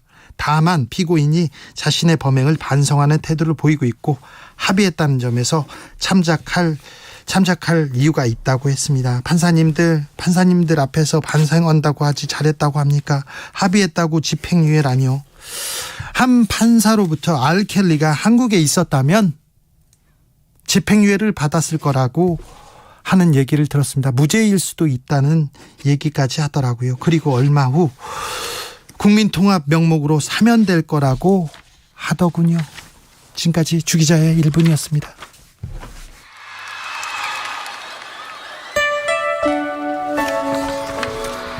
이승환 다만 라이브 버전입니다. 그래서 함성이 있어서 죄송합니다.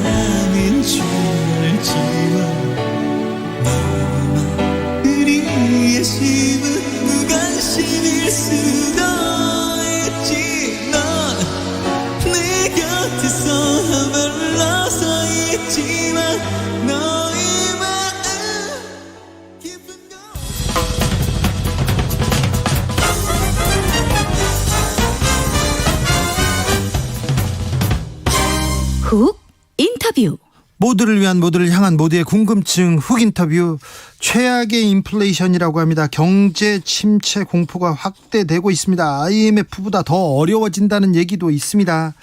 각국에서 물가 잡으려고 긴축에 나서면서 경제활동 급격히 위축되고 있습니다. 그런데 임금 올리지 말라고 합니다. 자, 사회적 경제적 양극화는 어떻게 타개할 건지, 윤석열 정부는 어떤 경제정책으로 서민들 이렇게 보살필 건지 한번 따져보겠습니다. 경제학자 우석훈 선생 모셨습니다. 안녕하세요. 네, 안녕하세요. 네. 안 오르는 건 월급뿐이라는 얘기가 있는데요. 지금 물가는 상승하고 뭐 경제는 좀 어렵다고 하고 어떻게 보십니까?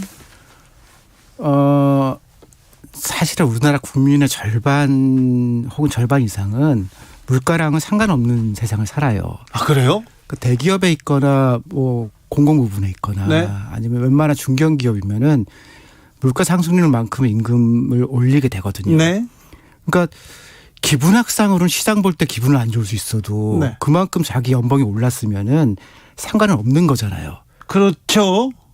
오히려 더 오른 사람이면은 물가는 기분은 안 좋아도 자기 소득은 상관없는 거거든요. 네네. 근데 여기 해당하지 않는 사람들. 네. 예를 들면 지금 밖에 계시는 작가님들은 네.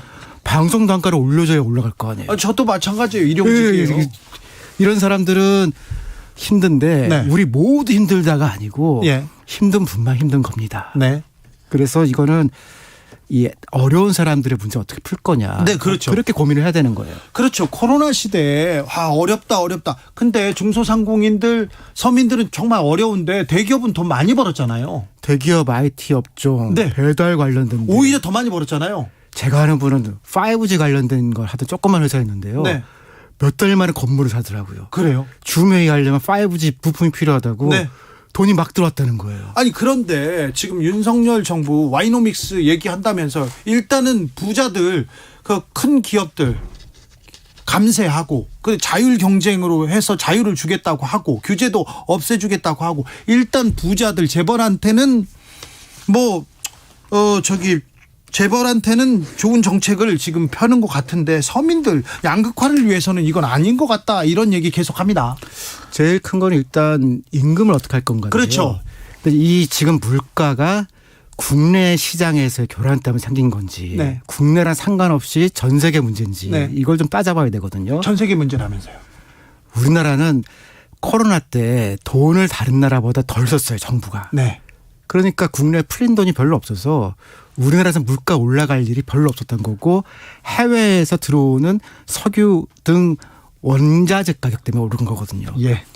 이러니까 이걸 어떻게 국내에서 균형을 찾아서 버텨나갈 것인가 그걸 이렇게 풀어야 되는데 그러니까 임금이 올라서 물가가 오른 건 아니에요. 아 예. 그러니까 이거를 완화시키기 위한 방식으로 물가가 아까 임금이 오르지 않는 데 대해서 네. 일부분은 그거 맞춰주는 기업에 대해서는 좀 촉진하는 네. 인센티브를 준다거나 그런 것과 상관없이 정말 못 올리는 데 대해서는 네. 저소득층에서 생활 지원 대책을 짜야 되는 거예요. 예. 줄은 것만큼은 그런 보존해 주는 방식을 찾아야 될 거 아니에요. 예. 찾아보면 있어요. 예. 있는데 안 하는 거고. 그건 안 하고 지금 경제부총리가 임금 인상 자제하라 이렇게 얘기한 거는 이거는 그럼 적절한 그 정책은 아니네요. 방책은. 두 가지가 문제인데 네. 균형을 찾도록 하자는 얘기를 해야 돼요. 예. 그러면은 이제 대기업도 물가를 안 올리기 위한 좀 노력을 해야 되고 네. 임금도 적절하게 조정을 해야 되고 그 정도는 할 수 있는데 오르지 말라는 거는 자유주의 경제에서는 조금 과도한 거죠. 예. 정부에서 오르지 말라고 해도 대기업이든 IT 기업이든 방법이 없어요. 네. 그러니까 겁주는 거라서 그렇고 그다음에 이게 일종의 가이드라인이 되면서 네. 이 올리기 싫은 사람들한테 핑계가 주죠. 예. 그러니까 경제 운영상도 안 맞고 예. 할 필요가 없는 말을 한 거예요. 근데 한 가지 궁금한 거는 이게 대통령의 의중을 반영해서 한 거냐 자기 혼자 한 거냐 네. 그건 궁금하더라고요. 그래요? 아무튼 물가를 빌미로 노동자를 옥죄다 이런 생각을 들게 합니다. 임금이 올라가면 수요를 자극하고 물가가 올라간다 이 얘기인데 이거가 맞나 이런 얘기도 하는데 아니 이제 이런 건 있어요. 네. 인플레이션이라는 거는 모든 물가가 비슷하게 올라간다는 거 아니에요. 예. 그러면은 임금이 올라가면은 물가가 올라간다는데 거꾸로 해요. 네. 자기가 파는 물건이 올라간 거예요. 물건 가격이. 그렇죠. 그럼 임금이 안 오르잖아요. 네. 돈을 버는 거예요. 사장님은. 그렇죠. 그래서 내가 파는 이를테면 무슨 물건이 지금 올라갔는데 임금을 내가 안 올려도 돼. 네. 그러면은 그 사람만 수익이 생기는 거니까 예. 그 내에서 적절한 균형을 찾는 거가 맞고 네. 그다음에 제가 제일 문제로 보는 것 중에 하나는 윤석열 후보 시절에 약자와의 동행이 주요 기조였어요. 말은 그렇게 했죠. 예. 말이라도 그렇게 하고 네, 그래서 공약도 그렇고요. 선대위 안에서 약자와의 동행 무슨 한 달 행사도 가고 많이 그랬거든요. 예. 되자마자 인플레이션이 왔는데 약자는 모른다. 이거는 너무 급변하는 거죠. 그렇죠. 안 보입니다. 약자가. 이 사회적 경제적 양극화 해소가 가장 큰 문제일 것 같은데요. 이 문제에 대해서는 지금 윤석열 정부는 어떻게 하고 있습니까? 대기업이면 지금 이미 좋았고 예. 왜냐하면 법인세 낮춰준다고 했으니까. 그렇죠. 예. 그다음 여러 가지 이제 제도도 완화시켜 준다고 좋은데 네. 그거에 해당하는 것만큼 그런 다른 약자들에 대한 대책이 있느냐라고 네. 하면은 되게 약해요.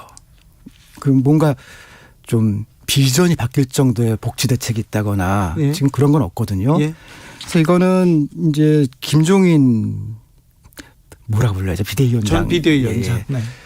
이게 지금 윤석열이든 국민의힘이든 지금 이 다 인기 떨어지는 게 큰 문제다라고 하면서 인플레이션 대책을 몇 가지 지적을 했거든요. 예.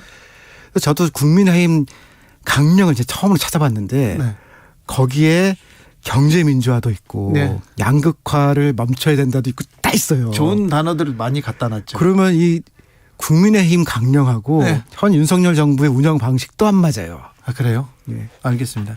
2399님이 노동자 월급이 너무너무 낮습니다. 얘기합니다. 최저임금이 5% 오른 9,620원으로 결정됐습니다. 어떻게 보셨는지요? 솔직히 최악을 면했다고 생각했어요. 네. 그러니까 7% 정도 인플레이션을 예상하면은 네. 5%니까 앞으로 올라갈 거 2% 정도 손해를 보는 거 아니에요. 예. 근데 이미 연초부터 인플레이션이 있었거든요. 예. 그러니까 그런 거에 대한 거를 해주기에는 약한데 들리는 소문에는 이거보다 훨씬 더 깎을 거다. 그러니까요. 그런 얘기가 있었는데 네. 그래도 최악은 좀 네. 면한 거고 그다음에 우리나라에서 이제 이 많은 업종들은 최저임금이 최다임금이에요. 네. 딱 그만큼에 맞춰주니까 예. 어쨌든 가난한 사람들은 2% 정도 이제 실질 임금이 깎인 거고 네. 그거를 자기 생활에서 감내를 해야 되는데 네. 이제 이 어려운 사람들은 이미 이제 깎였어요. 실질 임금이. 그러면 이제 거기에 대해서 보완책을 어떻게 할 거냐. 그래서 두 가지가 생각해 볼 수 있죠. 그거는 그 사람들 삶을 지원해 줄 수 있는 다른 복지를 디자인을 해야 되는 거고 그다음에 이 많은 자영업자들에 대한 거기도 피해가 있을 거 아니에요. 네. 거기에서 임대료 상승 등 막 얘기를 하는데 그럼 요소 가격을 완화시켜 주거나 다른 지원 방식을 한시적으로 하는 것에 대한 대책이 동시에 나와야겠죠. 예. 주 52시간도 건드릴 게 분명해 보입니다. 정부에서 입장이 나왔는데 아직 공식 입장은 아니다. 얘기는 나오는데 분명히 주 52시간은 손을 댈 것 같습니다. 어떻게 보고 계신지요? 못 된다고 봐요. 못 돼요. 이게 되면은 이거 황당한 건데 네. 제일 큰 건 뭐냐면은 지금 청년들이 특히 청년 남성들이 네. 이 현 정부에 상당한 당선 기여를 한 사람들이거든요. 예. 근데 이 사람들이 원하는 세상은 워라밸에 가깝고 예. 노동 시간을 줄이고 그렇거든요. 네. 근데 이 52시간보다 더 할 수 있게 하자. 네. 월 단위로 관리해서 이거에 제일 반발한 사람들이 청년 전문직들이거든요. 네. 그러니까 이 발표 나오니까 네. 대통령이 아직 확정 아니라고 살짝 뺐잖아요. 네. 근데 이거는 반발 중에서도 자기네 주요 지지층 반발이 커서 그래요. 네. 그래서 이건 과도하게 지금 올리려고 한 것 같은데 네. 반발이 커서 사실 강행하기 어려울 거라고 봐요. 쉽지 않다. 알겠습니다. 아수라님께서 일단 기업 규제 풀어야 일자리 늘어나는 것 아닙니까? 이렇게 물어봅니다. 기업 자유 외치면서 규제 완화 계속 외치고 있는데 어찌 보시는지요? 이거는 규제 종류에 따라서 달라요. 네. 환경에 대한 규제를 높이면은 그렇죠. 관련된 환경 산업이 늘어나요. 네. 그다음에 이제 이 비슷한 얘기를 조금 더 얘기를 해볼게요. 유류세를 지금 깎아준다고 그러잖아요. 네. 그런데 지금 전기차 타는 사람들은 기름값이 올라도 별 문제가 없거든요. 예. 그러니까 인플레이션 기회라고 하면은 유류세를 깎아주는 게 맞냐, 예. 전기차로 전환하는데 지원금을 주는 게 맞냐라고 하면은 그렇죠. 미래로 보면은 전기차로 전환하고 네. 트럭이나 이런 건 어떡할 거냐. 거기도 전환할 수 있는 지원금을 줘서 네. 이건 몇 조를 풀더라도 그렇게 하면은 지금만 넘어가는 게 아니라 네. 인플레이션이 길어져도 미래를 위해서도 좋고 경제도 좋은 거거든요. 네. 그런 방식으로 제도를 어떻게 활용할 것인가 사실은 그래야 시장이 나오거든요. 네. 규제만 없애면은 막 경제 좋아진다 그러면은 네. 선진국도 다 없앴겠죠. 그렇죠. 자유 막 계속 얘기하는데 현 정부에서 대기업과 부자만을 위한 나쁜 자유 아닙니까? 이렇게 우려하는 사람들도 있어요. 돈 벌 자유겠죠. 어떻게 보면 부자들이. 네. 근데 이런 건 있어요. 상속세나 이런 거가 맨 먼저 지금 낮추겠다고 하는데 네. 과연 한국에서 상속세를 낮추는 게 네. 1번 과제냐. 종부세, 상속세 나왔어요. 거기다가 너무 웃겼던 거는 인플레이션 대책으로 종부세를 줄이겠다는데 네. 인플레이션 때문에 실질임금 떨어지는 거는 가난한 사람들이거든요. 그렇죠. 중산층 일부인데 네. 이 사람들 종부세랑 무슨 상관이 있다고 그게 그 대책에 들어갔느냐라고 네. 보면은 약자와의 동행을 다시 한번 고민하셔야 될 때인 것 같아요. 이 정부에서. 알겠습니다. 윤석열 정부 경제 정책 방향이 나올 때마다 저는 이명박 전 대통령 MB 때하고 이거 똑같은 거 아닌가, 와이노믹스 이거 MB노믹스의 재판 아닌가 이런 생각해 봅니다. 그보다도 못한 게 MB노믹스라는 말은 사람들이 다 썼어요. 예. 근데 와이노믹스라는 말은 일부에서 띄우려고 했는데 네. 내용이 없으니까 아무도 안 써요. 아 그래요? 네, 그 윤석열 경제가 뭐냐 그러면은 네. 이름도 없어요 지금. 특징도 없고. 어떻게 보세요? 특징이 없는 게 MB 때 3분의 2, 박근혜 때 3분의 1. 예. 딱 그렇게 돼 있어요. 새로운 건 없고. 예. 이런 물가 대책에서 MB 때 이런 걸 했었어요. 각 국장이나 사람들한테 어떻게든지 해서 뭐 마늘국장, 파국장, 앙파국장 이렇게 해서 그렇죠. 물가를 잡아라. 네. 지금 보고해 그랬죠. 이제 네. 오르면 너 징계야 이렇게. 지금 딱 그러고 있는데 그거 갖고는 안 되거든요. 네. 그러니까 MB 시절에 근데 그때 했던 경제 관료들이 다 승진해서 지금 그 위로 가 있으니까 예. 옛날 하던 거 또 하는 거거든요. 네. 아직 윤석열 정부는 경제 정책 방향 제대로 공개하지 않았다. 구체적인 안 내지 않았다. 이렇게 얘기하고 있습니다. 앞으로 이런 쪽으로 내라. 좀 기대하고 바라는 점이 있다면요? 근데 미래의 변화라고 생각하면은 네. 환경에 대해서 인권에 관해서 개개인의 행복에 관해서 방향 세계적 방향이 있거든요. 거기에 맞춰서 그걸 높이는 식으로 하면은 자연스럽게 혁신이 일어나고 창조가 일어나요. 네. 그거는 늘 하던 얘기 그대로 하던 잘 해도 되는데 너무 부자들한테만 퍼주려고 하면은 결국 약자들한테 뺏어다가 주는 거 아니에요. 네. 그건 좀 아닌 것 같아요.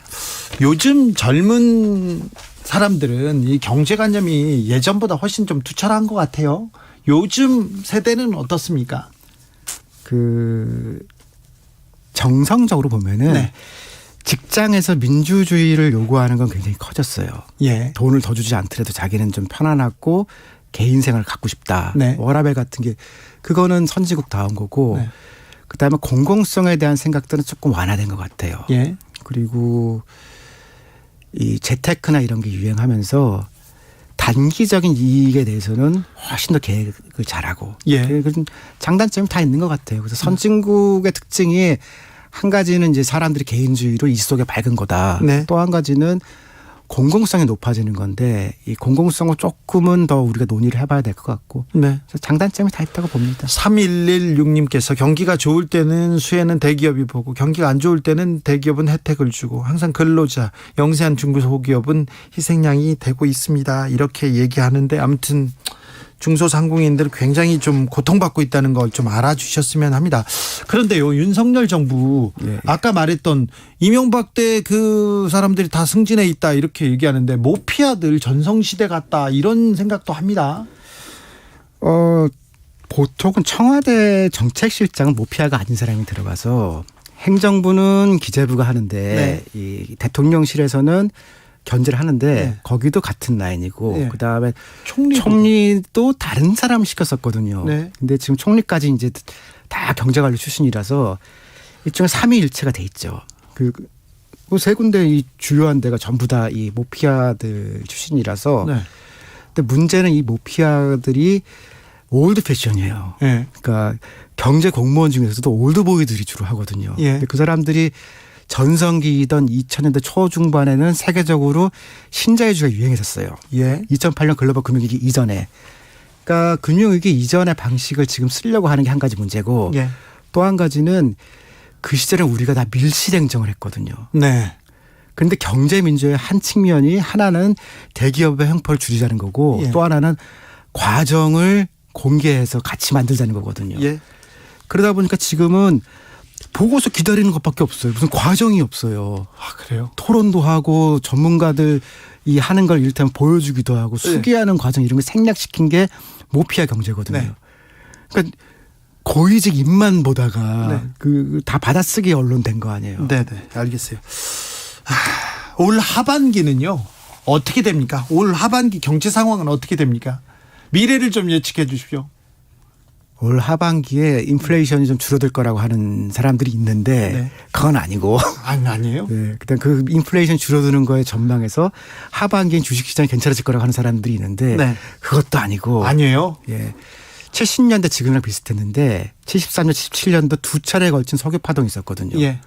그리고 나서 이제 굉장히 강한 인플레이션이 있었는데 지금 이 상황이 2, 3년은 간다고 봐야 돼요. 이런 상황이요? 예. 아이고.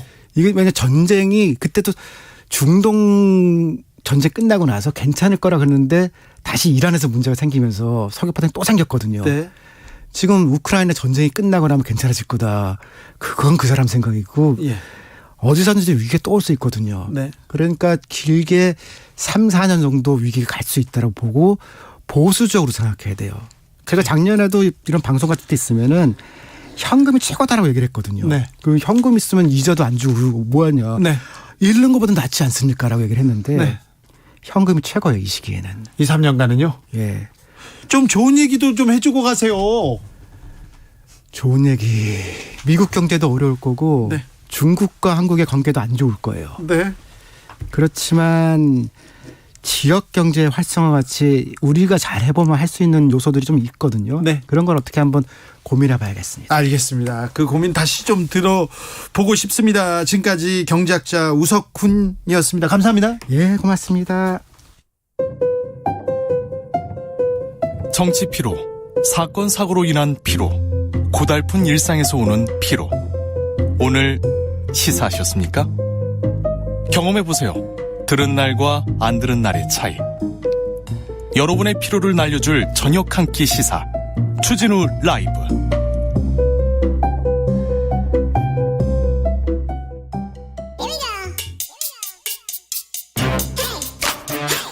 뉴스를 향한 진지한 고민, 기자들의 수다. 라이브 기자실을 찾은 오늘의 기자는 한결의 오연서 기자입니다. 안녕하세요. 안녕하세요. 네. 당이 시끄럽다면서요? 네, 요즘 많이 시끄럽습니다. 무슨 일로요? 어쨌든 당대표 윤리위가 다음 주에 열려서 그 문제로도 시끄럽고 네. 원구성이 또 안 되고 있잖아요. 네. 그래서 여야 원내 수석들 간의 회동도 하루에도 몇 번씩 있다가 기자간담회도 몇 번씩 있다가 하다 보니까 여러 가지 사안으로 좀 국회가 시끄럽습니다. 오랜만에. 좋은 사안은 아니네요. 네. 그런데 박성민 비서실장이 사퇴했습니까? 네. 이준석 대표의 비서실장 박성민 의원이 오늘 사퇴를 했습니다. 왜 갑자기요? 아침에 이제 공식적으로 사의 표명을 하면서 이유를 밝힌 건 일신상의 이유라고 밝혔는데요. 사실 이 뒤에 많은 해석들이 나오고 있는데 네. 기본적으로 이제 박 실장이 윤석열 대통령과 이준석 대표의 가교 역할을 하는 상황이었잖아요. 그래서 충돌을 좀 줄이고 그랬다면서요. 그렇죠. 둘 사이에 이제 만남이나 이런 것들도 좀 주선을 하고 이런 역할을 했었는데 다리가 끊어졌어요. 그렇습니다. 그런 해석이 나오고 있습니다. 대표적으로 이제 이 대표의 당 중앙윤리위원회 징계 심의를 앞두고 네. 지난 주말에 이제 나왔던 기사였죠. 윤 대통령에게 이 대표가 면담을 요청했다가 거부당하는 일이 있었는데 사실 이 만남도 박 실장이 주선한 것으로 알려졌거든요. 근데 오히려 이 만남은 불발되고 또 언론은 이 대표가 대통령실에 팽당했다 뭐 이런 기사를 쓰고 있으니까 가운데 있었던 박성민 실장 같은 경우에는 좀 난감한 상황이 된 거죠. 그렇더라도 사퇴를요. 그러면서 계속해서 이준석 대표 고립됐다는 얘기 나옵니다. 네, 이 박성민 실장이 윤석열 대통령과 이준석 대표 사이에 가교 역할을 하면서 좀 친윤계 의원들한테 불만을 많이 들었다고 해요. 이 대표 이제 내쳐야 된다 뭐 이런 얘기를 하면서 둘 사이에서 어떤 역할을 해야 하는 고민 때문에 이제 사퇴까지 갔다는 얘기가 나오고 그러다 보니까 이제 이준석 대표 같은 경우에는 대표적인 윤핵관 의원으로 꼽히는 박 실장과 결별을 하게 된 거잖아요. 네. 이 자체가 이제 대통령실에서 이제 이 대표 윤심을 이제 잃어버린 거다 이 대표가. 자, 이 대표와 윤핵관들 계속 돌아가면서 처음에는 정진석, 장제원 그러면서 계속해서 그 다음에는 뭐 배현진 의원까지 그렇죠. 계속 돌아가면서 갈등을 키웠어요. 갈등을 키웠는데. 윤리위도 2주 이렇게 미뤄지고 다음 주에 윤리에 있는데 아무래도 윤리에서 징계 나온다 이런 얘기가 지금 그런 목소리가 커지고 있습니다. 네, 이게 매주 좀 상황이 많이 바뀌고 있는데 지도부를 중심으로는 징계가 나오지 않을 것이란 목소리가 컸었다면 초반에는 다 거의 대부분 이렇게 얘기했는데 지금 맞습니다. 그 사람들도 약간 바뀌죠. 네, 오늘 박성민 실장 사퇴로 이제 징계가 이제 나올 거란 가능성도 많이 나오고 있지만 징계 여부와 상관없이 이 대표에 대한 비토 목소리가 집단적으로 나올 거라는 기류가 감지가 되고 있습니다. 오늘부터. 그렇죠. 네. 본격적으로 나오고 있습니까? 나오고 있습니다. 사실 며칠 전 전에 좀 뜬금없다는 반응도 있었는데 이 대표를 이제 계속해서 공격했던 의원은 아니었는데요. 재선의 김정재 의원이 방송에 출연을 해서 이 대표의 혁신위원회를 공개적으로 비판을 해서 이 대표가 굉장히 기분 나빠했었습니다. 그렇죠. 하고 싶은 말이 많다. 우리가 당대표이기 때문에 하고 싶은 말이 있어도 참는 거다라고 하면서 좀 벼르고 있는 모양새를 취했습니다. 이거 대선 때 가출소동 있었잖아요. 맞습니다. 그때부터 선거만 끝나면 이준석 대표 제거하는 게 훨씬 윤핵관 그러니까 윤석열 정부에는 도움이 된다 이런 얘기가 친윤계에서는 있었는데 네. 지금 실행하는 거 아닙니까? 실제로 그때 뭐 재선 모임이나 초선 모임이 많이 이제 작동을 했었잖아요. 가출 소동 때. 그때가 이제 뭐 12월 뭐 1월 이때였으니까 그때도 이 성접대 의혹이 나오고 있었거든요. 네. 그래서 이거를 이제 문제 제기를 해야 된다, 공론화해야 된다라는 쪽과 선거를 위해 서면 안 된다 쪽이 많이 갈렸었다고 합니다. 유튜브 방송에 네. 친윤 쪽에서도 흘려준 거 아니냐 그런 얘기도 많았어요. 그렇습니다. 지금 이준석 대표 측에서는 강하게 의심하고 있고요. 네. 그런데 기자들은 어떻게 봅니까? 이 이준석 대표의 사안 징계할 거다. 징계할 거다. 아니다. 그것도 이제 계속 생각이 많이 바뀌고 있는데 징계가 이제 나올 거라는 목소리도 있고 안 나올 거라는 목소리도 있는데 나올 거라는 얘기도 요즘에는 좀 많이 돌고 있습니다. 더 많아졌어요? 네. 오연서 기자는 어떻게 생각해요? 제 생각을 얘기하자면 저는 사실 윤리위도 이제 많은 부담을 가지고 있을 것 같고 정무적으로 좀 판단을 해서 높은 수위의 징계까지는 하지 않을 것 같고 낮은 수위의 징계? 네, 경고 정도의 이제 수위를 조정을 해서 징계를 하지 않을까라는 징계가 나오면 경고 징계가 나와도 네. 그래도 대표직은 유지는 되지만 어쨌든 대표직을 더 이상 유지하지 못하게끔 하는 움직임은 나올 수 있겠죠. 자, 징계가 나오면 그 다음에 국민의힘은 어떻게 됩니까? 이준석 대표는 가만히 있지 않겠다. 지금 벌써부터 포문을 열고 있어요? 맞습니다. 이준석 대표 쪽을 취재해보니까 사실상 그 징계가 4단계로 이루어져 있는데 네. 단계마다 시나리오를 만들어서 대응을 할 준비를 하고 있다고 합니다. 그래요? 여론전이라든지 어쨌든 사실관계에 대해서는 이제 사실이 아니다. 우리는 사과할 일이 아니다라는 입장을 계속해서 갖고 갈 거라는 얘기를 하고 있고요. 당연히 불복을 하고 이 대표가 취할 수 있는 조치가 굉장히 많이 있거든요. 뭐 재심을 신청할 수도 있고요. 또 법원에 효력정지 가처분 신청을 할 수도 있기 때문에 이렇게 되면 결국에는 이 윤리위 사태, 이준석 대표 징계 사태가 계속되는데요? 7월을 넘어설 그러니까 뭐 7월을 넘어서까지도 이어갈 수 있다라는 얘기가 나오고 있습니다. 이준석 리스크를 빨리 제거해야 된다. 이렇게 생각하는 윤핵관 측에서는 네. 빨리 정리하고 싶겠죠. 그래서 이제 이렇게 박상민 실장이라든지 이런 문제를 통해 가지고 조기 전당대회 얘기도 최근에 계속 나오고 있는데요. 한간은 어쨌든 오히려 이렇게 해서 이준석 대표 피해자 코스프레에만 도움을 주는 거 아니냐. 윤핵관 쪽에서 뭐를 잘못 쓰고 있다. 이런 얘기도 나오고 있습니다. 국민의힘은 계속 불구덩이로 뛰어들고 있습니다. 민주당은 맞습니다. 어떻습니까? 민주당은 이제 전당대회 날짜가 정해졌는데요. 네. 8월 28일에 전당대회를 통해서 새 당대표 및 지도부를 선출할 계획입니다. 출마 선언 이어집니다. 네, 릴레이로 나오면서 경쟁 구도도 본격화하는 모양새입니다. 네. 특히 97세대로 알려진 90년대 학번 70년대생 그룹들의 출마가 눈에 띄는데요. 네. 강병원, 박용진 의원이 출마를 선언했고 강훈식 의원도 이번 주 일요일에 출마 선언을 할 예정입니다. 알겠습니다. 눈에 띈다는데 그렇게 크게 눈에 띄지는 않습니다. 어차피 이재명으로 되는 거 아니냐 이대명 얘기하고 있는데 예. 그런데요. 박지원 전 위원장은 어떻습니까? 진짜로 박지원 전 위원장이 네. 전대에 나올까요? 이게 진짜 민주당 기자들 사이에서도 굉장히 많이 갈리고 있더라고요. 근데 기본적으로 어쨌든 공개적으로 메시지를 내고 있잖아요. 박지원 위원장. 갑자기? 네, 갑자기 내고 있죠. 그리고 지난 28일에는 윤호중 박지원 비대위 체제 뒤풀이 자리에도 참석을 해서 자리를 함께 했다고 합니다. 아, 그래요? 네, 오프라인에서도 이렇게 활동을 하는 거 보면 출마를 염두에 둔 행보 아니냐 이런 관측이 나오고 있는 겁니다.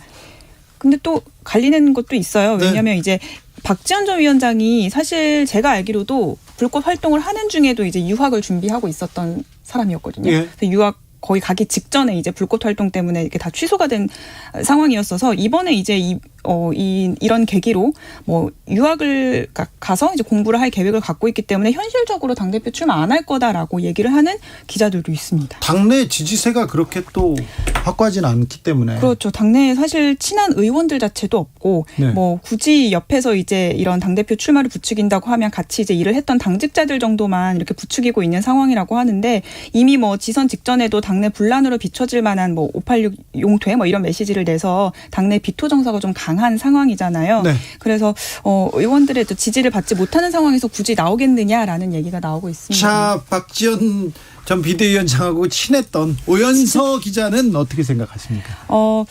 제가 사실 저도 박지원 전 위원장이 물어봐야지. 그러니까, 나올 거냐고 물어봐야 할 거 아니에요. 정치인이 되고 나서는 정말 연락이 잘 안 됐는데 그래도 측근들을 통해서 이렇게 취재를 해보면 박지원 위원장 어쨌든 그러니까 당대표 출마가 아니라 의원 출마에 대한 의지가 굉장히 강하대요. 그러면은 장기적으로 봤을 때 어쨌든 본인의 존재감을 계속 높이려면 이런 데 나와서 정치 의원 출마에 대한 의지가 있어요? 있다고 합니다. 그래서 그런 의지가 있기 때문에 사실 당에도 들어왔겠죠. 그래서 뭐 이번에 어쨌든 지지세도 적고 해서 뭐 나오면은 좀 얻을 게 없다고 생각할 수는 있지만 나와서 어쨌든 이름도 한 번 더 알릴 수 있고 세금도 좀 더 높일 수 있고 하는 계기로 삼으시지 않을까 싶습니다. 정치에 나서서 특별히 체급이 좀 올라가면 연락이 안 되는 분들이 있어요.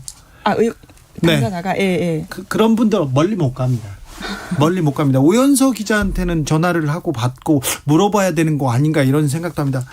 네, 체급이 올라갈수록 전화를 잘 받고 전화를 자주 하는 사람들도 있습니다. 이재명 의원 그런 경우입니다. 네.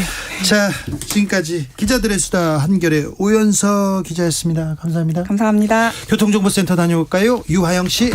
네, 이 시각 교통정보입니다. 서울과 인천, 경기 전역에는 호우경보가, 강원 북부에는 호우주의보가 발효 중입니다. 수도권은 내일 오전까지 150mm의 비가 더 오겠는데요. 비가 많이 오면서 서울 시내도로 통제된 곳이 있습니다. 동부간선도로가 전면 통제되고 있고요.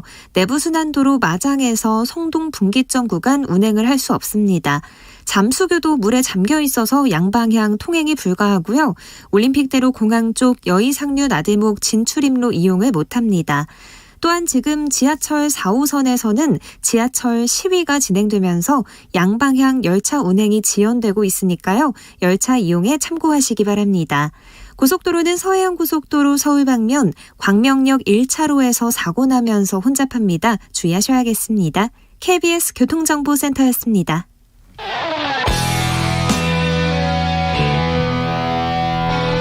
스치기만 해도 똑똑해진다. 드라이브 스루 시사 주진우 라이브.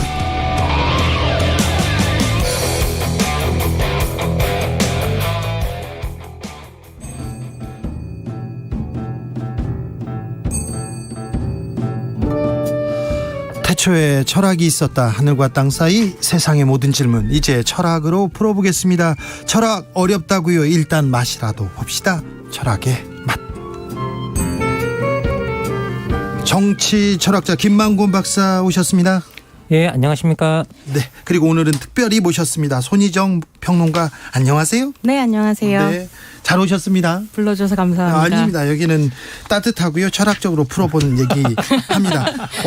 하고 싶은 얘기 다 하시면 됩니다. 따뜻하게 만들고 가겠습니다. 네. 안 따뜻해도 됩니다. 김만곤 박사는 따뜻해야 됩니다. 네. 예, 알겠습니다. 자, 오늘은 정치 양극화에 대해서 이렇게 얘기해 보려고 합니다. 좀 극단적으로 갈리지 않느냐, 중도, 그리고 이렇게 다르게 생각하는 사람도 있는데, 다른 사람 다르게 생각하면 저거 배신 아니냐, 수박 아니냐, 이런 얘기도 있고요. 그리고 우리 편 아니면 다 적, 악마, 이렇게 얘기하는 그런 좀 생각이 좀 팽배해 있는 것 같은데, 좀 철학적으로, 문화적으로 좀 풀어보겠습니다.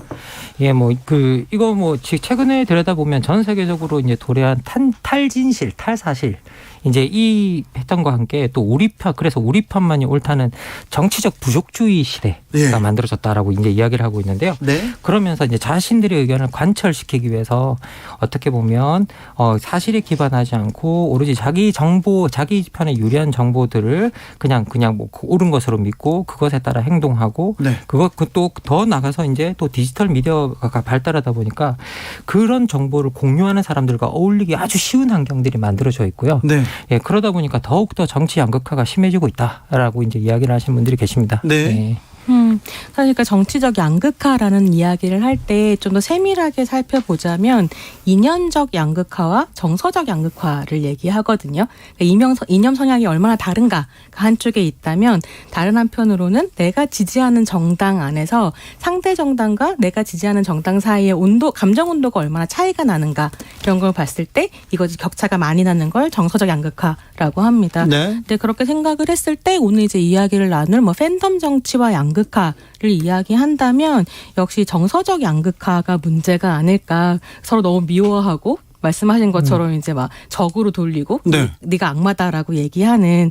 근데 그랬을 때 제가 좀 주목을 하게 되는 건 이런 식의 뭐 이념적 차이라든가 감정 온도의 차이가 등장하는 건 사실 문제가 아닌데 이런 차이가 등장했을 때 이 차이를 놓고 어떻게 의견을 조율하고 합의를 만들어가는가가 사실은 정치의 핵심일 텐데 네. 뭐 국민들은 물론이거니와 정치인들도 이 과정을 잘 못하는 네. 혹은 할 의지가 없는 이게 좀 문제가 아닌가 이런 생각이 좀 들기도 그렇죠. 하고요. 네. 사실은 정서적 양극화에 비해서 이념적 차이는 별로 없거든요. 요즘은 거의 안 보이죠. 네, 국민의당이나 민주당이나 이념적으로는 너무 비슷한데 공약 보면 깜짝 놀랍니다. 네, 미워만 한다. 네. 이게 좀 요즘의 정치적 양극화의 문제가 아닌가 이런 생각을 하고 있습니다. 그런데 그렇게 생각하는 것도 그럴 수 있어요. 이분은 이렇게 생각하고 저분은 저렇게 생각하고 좀 과격한 생각을 할 수도 있으나 여기에 편승합니다. 요즘은 유튜브라는 게 있어서 사실이 아닌데 그 앞에 가서 막 욕해요. 욕하면 잘한다. 미운 사람한테 욕한다. 그러면서 돈을 막 보내줘요. 그럼 더 욕해요. 더 과격하게 욕하면 잘한다고 박수를 칩니다. 요거는 어떻게 봐야 됩니까? 뭐 실제 유튜브 같은 경우에서는 혐오의 상업화가 이루어지고 있다라고 그렇게 봐야 될 것 같고요. 네. 그리고 상대방에 대한 혐오, 공격 이런 걸 조장하면서 오히려 그걸 돈벌이로 이용하는 사람들이 존재하고 있고 그런 사람들이 어떻게 보면 여론을 상당히 호도하고 네. 그리고 실제로 어떻게 보면 사실관계를 망가뜨리고 그리고 사람들이 어떻게 보면 정서적 양극화를 더 부추기고 네, 그렇죠. 그리고 미워하면 미워할수록 돈이 더 많이 벌리니까. 그래서 더 골이 깊어지고요. 더 심해집니다. 뭐 지금 현재 이 부분에 대해서는 손희정 선생님께서 훨씬 더 잘 설명해 주실 수 있는 부분인 것 같은데요. 네, 굉장히 이제 여러 가지 고민들을 좀 하게 되는데 사실은 저는 정말로 큰일이라고 생각하는 건 사이버 레카들의 활동이라고 네. 생각하거든요. 예. 그래서 이제 뭐 정치인이 무슨 말을 했다거나 혹은 연예인이 무슨 정치적 발언을 했다라고 하면 사람들이 가서 이제 악플을 달죠. 네. 그럼 이 악플이 신호탄이 돼서 사이버 레카들이 움직이기 시작합니다. 그렇죠. 그래서 이제 뭐 기자님께서도 사이버 레카한테 굉장히 고통을 당하시기도 하시는 걸 제가 유튜브에서 보기도 했는데요. 네. 막 쫓아다니면서 막 네. 의견을 말해달라. 근데 이 사이버 레카가 그 악플을 신호탄으로 이제 가서 자기가 취재를 한다라는 착각 안에서 유사 언론 행위를 하고요. 네. 그 행위들 안에서 돈을 벌기 시작한다는 게 너무 큰 문제인데 이 돈을 버는 고리를 어떻게 끊을 것인가가 사실은 우리가 정치만큼이나 해결해야 될 중요한 제도적인 문제이기도 하고요. 네. 근데 이 사이버 레카 짓이라고 하는 게 사람의 생명을 박탈하기도 하는 데까지 가 있으니까. 그러니까 뭐 단순히 혐오가 돈이 된다라는 문제를 넘어서 생명을 해치고 있기 때문에 이건 정말로 공론장에 꺼내놓고 이야기를 해야 되는 문제다라는 생각이 들죠. 아, 이게 또 어느 정도 진실을 또 정의를 기반하고 있어야 되는데 그리고 약자의 편에 있었어야 되는데 그런 건 중요하지 않습니다. 누구를 더 강하게 욕하느냐에 따라서 달라지는데 이런 사회적 양극화, 정치적 양극화가 우리나라에만 있습니까? 이게 전 세계적 현상입니까? 이게 뭐 전 세계적 현상이다까지 보기에는 좀 어려운 것 같고요. 그런데 뭐 전 세계적으로 어느 정도 과거보다는 더 강화되어 있는 건 맞고 그런데 이런 현상이 이제 미국이나 이런 사회에서 상당히 더 강화되어 나타나고 있는데 저는 그 같은 맥락, 우리와 미국의 같은 맥락이 서로 이제 정치 제도로 보면 양당제를 공유하고 있다라는 측면이 있는 것 같아요. 네. 그런데 이익은 지금 그 어느 때보다 다 세분화되어 나가고 있는데 그 세분화되는 이익들이 표출될 수 있는 제도적 출구는 사실상 두 군데밖에 없는 거잖아요. 그런데 그 이 두 군데에서 어쨌든 우리 편에서 이렇게 목소리가 나와 목소리를 낼 수 있어야 내 이익이 실현된다라는 거 그거 하나와 그리고 세분화된 이익을 하나의 정당이 수렴하고 있는데 하나와 두 개의 정당이 수렴하고 있는데 그러면 그 정당 내에서 내 세분화된 이익을 실현하기 위해서는 내 목소리가 그 어느 때보다 더 크게 외쳐야 되고 더 많은 걸 요구해야 되는 그런 성향들이 나타나기 때문에 그런 것들 자체가 오히려 또 정치적으로 아주 뭐 목소리 자기 존재감을 드러내기 위한 행위들이 잦아지고 그러면서 정치적 양극화를 오히려 더 부추기고 그 과정 속에서 자기의 존재감을 부각시키고 자기 위상을 찾아가려고 하는데 문제는 뭐냐라고 하면 정치에서는 언제나 목소리를 내는 한 사람이 가만히 있는 10사람보다 더 많이 대표되는 경향이 있거든요. 네. 실제 이런 것들이 지금 현재 우리가 뭐 정치 팬덤이다 막 이런 것들을 이야기하면 거기에 정확하게 반영되어 나타나는 그런 현상들이 아닌가라는 생각이 듭니다. 이게 사실 정치적 양극화라고 하는 게 정말로 문제가 되는 이유 중에 하나는 갈등을 조정할 수 있는 능력이 정치적으로 상실되다 보니까 입법 난관이라고 할까요? 입법 교착이라고 할까요? 국회가 일을 못하는 일들이 벌어지고 민주주의가 뭔가 이제 붕괴되고 이런 식의 문제들이 생기기 때문에 양극화가 문제인 거거든요. 그래서 실제로 이제 미국 같은 경우에 왜 이렇게 양극화가 심해지는가 이런 걸 연구했을 때 북유럽의 다당제 국가에 비해서 양당제 체제인 나라가 훨씬 더 양극화가 심화되는 경향이 나타난다고 하더라고요. 네, 그러니까 사실은 네. 양당 체제를 좀 고민을 해야 되고 저 같은 경우에는 미국의 양당제를 보면서 정말로 고민하게 되는 건 최근에 이제 로데웨이드 판결이라고 여성의 낙태를 처벌하게 하는 방식으로 대법원이 판결문을 바꾸잖아요. 역사가 거꾸로 가고 있습니다. 네. 근데 그게 사실은 미국의 양당제에서 80년대부터 미국은 말하자면 정치적 양극화가 강화되는데 그 80년대 정치적 양극화가 강화될 때 그 강화를 견인했었던 것이 낙태죄 같은 도덕적인 문제들이었거든요. 그러니까 왜냐하면 실제로 미국도 이념 차이가 민주당과 공화당 사이에 크지 않기 때문에 공화당 쪽에서 내걸 것들이 필요했었고 그랬을 때 예컨대 이제 뭐 동성애자를 혐오하는 방식이라든지 아니면 낙태를 처벌해야 된다라는 방식으로 사실은 이제 정치적 자원을 만드는 거죠. 네. 그래서 이런 것들을 좀 보면 고민이 되는 부분들이 있습니다. 혐오를 팝니다. 아, 이게 정치를 통해서 좀 이 갈등이 조정돼야 되는데 그리고 사법부를 통해서 정치 갈등이 종결돼야 되는데 여기가 기능을 또 제대로 못하니까 이 혐오가 계속 또 커집니다. 양대 정치 권력에 야합하는 것 필요합니다. 아하님이 이렇게 얘기하는데 그런데요. 왜 중도가 그 많은 중도는 어딜 갔을까요? 왜 자취를 감춘 걸까요? 뭐 중도 같은 경우에는 사실은 지금 현재 이제 우리가 중도들이 움직이는 패턴을 보면 어떤 결국은 이념이나 아니면 뭐 어떤 정당이 내세우는 그런 정강이나 이런 것들을 따라가고 있지 않고 어떤 특별한 사건이나 이슈별로 이제 움직이고 있기 때문에 그리고 중도층 내에서도 서로 결집하는 요인들이 다 다른 것 같아요. 그래서 중도가 사실은 우리가 그 비율을 보면 계속 지속적으로 20에서 30%는 있어 왔고 그리고 지난 어떤 선거 전에 이제 나타난 여론조사 같은 걸 보면 MZ세대라고 하는 뭐 이게 이 용어를 좋아하지는 않지만 이 MZ세대 20, 30대 같은 경우에는 각각의 정당을 지지하는 비율보다 오히려 중도 비율이 훨씬 높았거든요. 어찌 보면 중도가 더 넓게 폭넓게 포진하고 있을 수도 있습니다. 예, 그런데 이 중도가 훨씬 폭넓게 포진하고 있지만 사실은 중도는 그 성향상 자기 목소리를 아주 강하게 내는 그런 부류의 세력들이 아니고 그리고 아까도 말씀드렸다시피 이슈별로 정책별로 자기 이익이 다르기 때문에 어떤 모이게 되는 서로 결집하는 요인들이 상당히 달라서 어떻게 보면 정치적으로 힘을 많이 발휘하지 못하고 있는 건 아닌가라는 게 뭐 제 생각입니다. 네. 저는 근데 또 한편으로는 2022년 한국에서 우리가 중도를 어떻게 규정하는가를 좀 생각해 봐야 된다는 생각을 했었는데요. 왜냐하면 대부분의 언론에서 양당제를 자연으로 설정해 놓은 다음에 양당제는 당연한 거야 라고 생각을 하면서 국민의힘이나 민주당을 지지하지 않는 어떤 사람들을 중도라고 이제 설정을 하고 이제 중도 이 스윙 보터들을 어떻게 잡을 것인가. 그 개념도 또 동의하기는 어려워요. 하거든요. 근데 그랬을 때 사실은 중도가 자취를 감췄다라기보다는 중도는 대변되지 않는 것 아닌가 이런 생각을 되게 많이 했고요. 사실 저는 시사 프로그램도 여기에 일정 정도 책임이 있지 않나.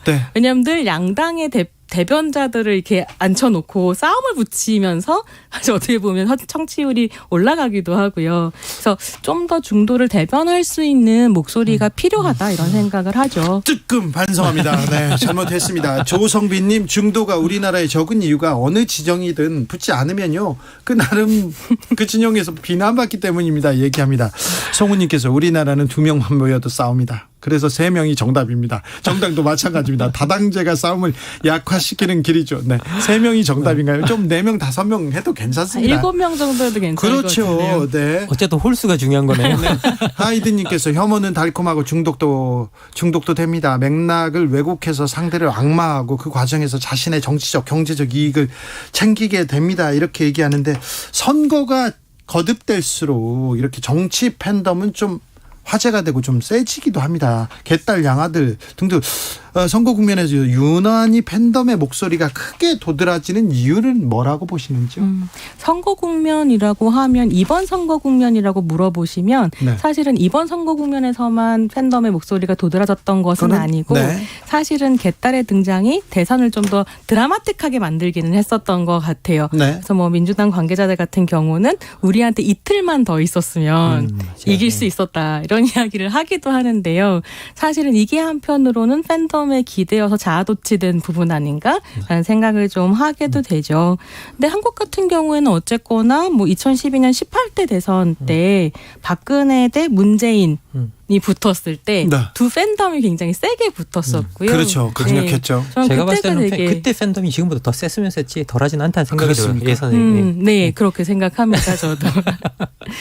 그래서 뭐 이게 일단은 뭐 지금이 그래서 이제 시작이 아니다. 뭐 지금이 뭐 유독 더 도드라지는 시기는 아니다라는 말씀을 그렇죠. 손희정 선생님께서 해주신 것 같고요. 네. 저도 뭐 그때를 돌이켜 보면 오히려 그때가 훨씬 더 강력하지 않았나라는 생각이 들고 그런데 이제 지금 생각해 보면 그럼 팬덤이 진짜 왜 문제일까 우리가 자꾸 생각해 본다면 저 같은 경우에는 정치인과 유권자들의 거리감이 좀 많이 달라진 것 같아요. 네. 과거보다 실제로 우리가 팬덤 정치 이전을 이야기하기 전에 우리 뭐 김영삼 대통령 시절 생각해 보면 민주산악회 같은 게 있었잖아요. 네. 그럼 그때 그 사람들이 270만 명이었단 말이에요. 회원이. 네. 그럼 그게 엄청났는데 그때는 어디에서 집회 뭐라고 해야 되나 연설회 하면은 막 몇만 명씩 몇십만 명씩 동원되고 가고 막 그랬죠.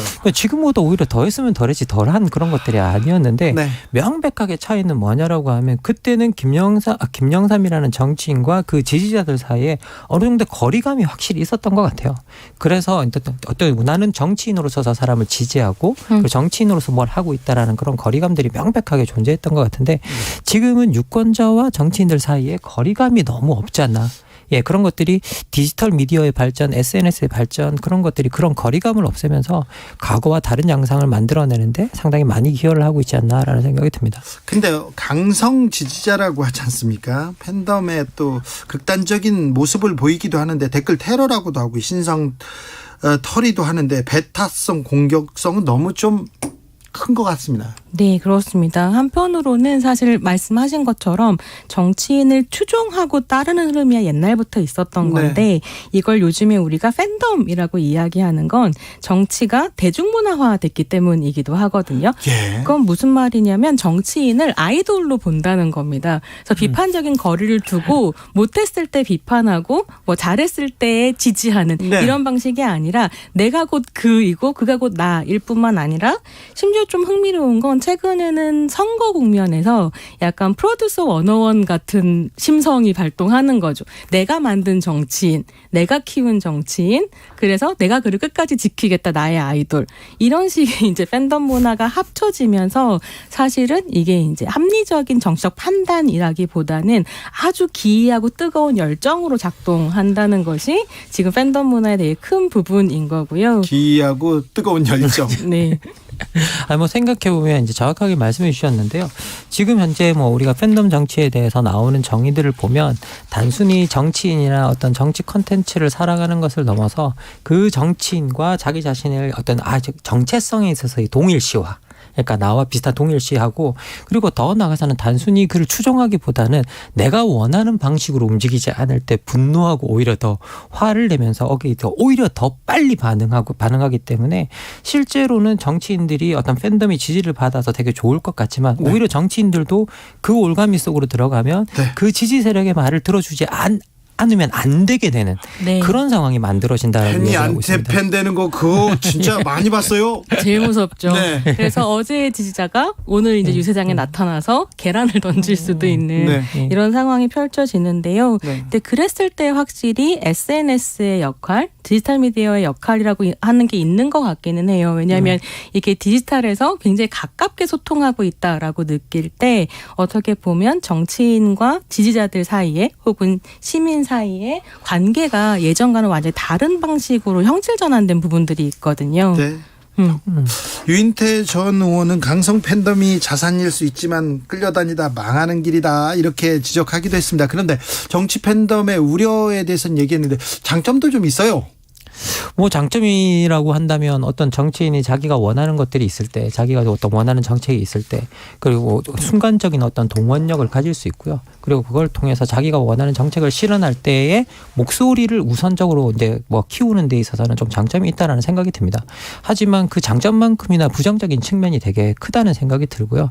그리고 그런 그 팬덤 정치의 가장 부정적인 측면은 기본적으로 정치에서의 대화를 막는 현상들이 나타나기 때문인 것 같습니다. 심각해요. 예. 그래서 이제 어떻게 보면 정치는 기본적으로 상대방을 설득하는 행위인데 대화해야죠. 예. 근데 팬덤 자체가 대화를 부추기기보다는 대화가 아니라 우린 정해진 길이 있고 이걸 꼭 해야 돼. 그래서 오히려 그것에 반대하는 사람들을 적으로 규정하고 그것을 공격하는 현상들이 나타나기 때문에 기본적으로 정치가 대화하고 설득이라고 하는 그 전제 자체를 깨뜨리는 성향들이 있어서 더 큰 문제라는 생각이 듭니다. 절대사수, 절대박탈. 정치권에선 절대라는 얘기를 쓰면 조금 불리한 경우가 많은데 좀 그렇습니다. 그러니까 이게 만약에 내가 어떤 식의 의제를 가지고 있고 이걸 정치적으로 실현하고 싶다라고 할 때 팬덤의 화력을 빌리는 방식이라고 한다면 사실은 긍정적일 수도 있다고 생각하는데요.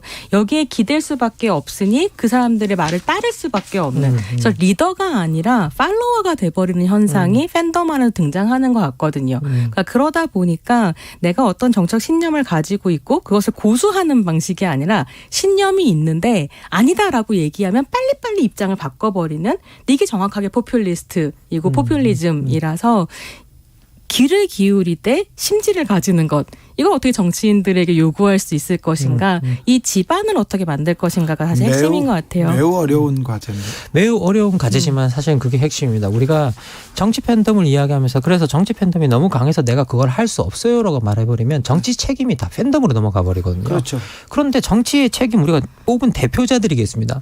대표자들이 자꾸 팬덤을 지금 탓하고 있는데 그러면서 자기는 거기서 팬덤 뒤에 숨어서 나는 책임이 없다라는 식으로 발언하는 그 정치인도 문제입니다. 정말 제가 제일 화가 나는 게 최근에 문자 폭탄 얘기를 그렇게 하거든요. 네. 문자 때문에 못한다. 니들이 원하는 게 있으면 문자를 보내라. 이런 식의 이야기를 정치인들이 이야기한다는 것을 믿을 수가 없습니다.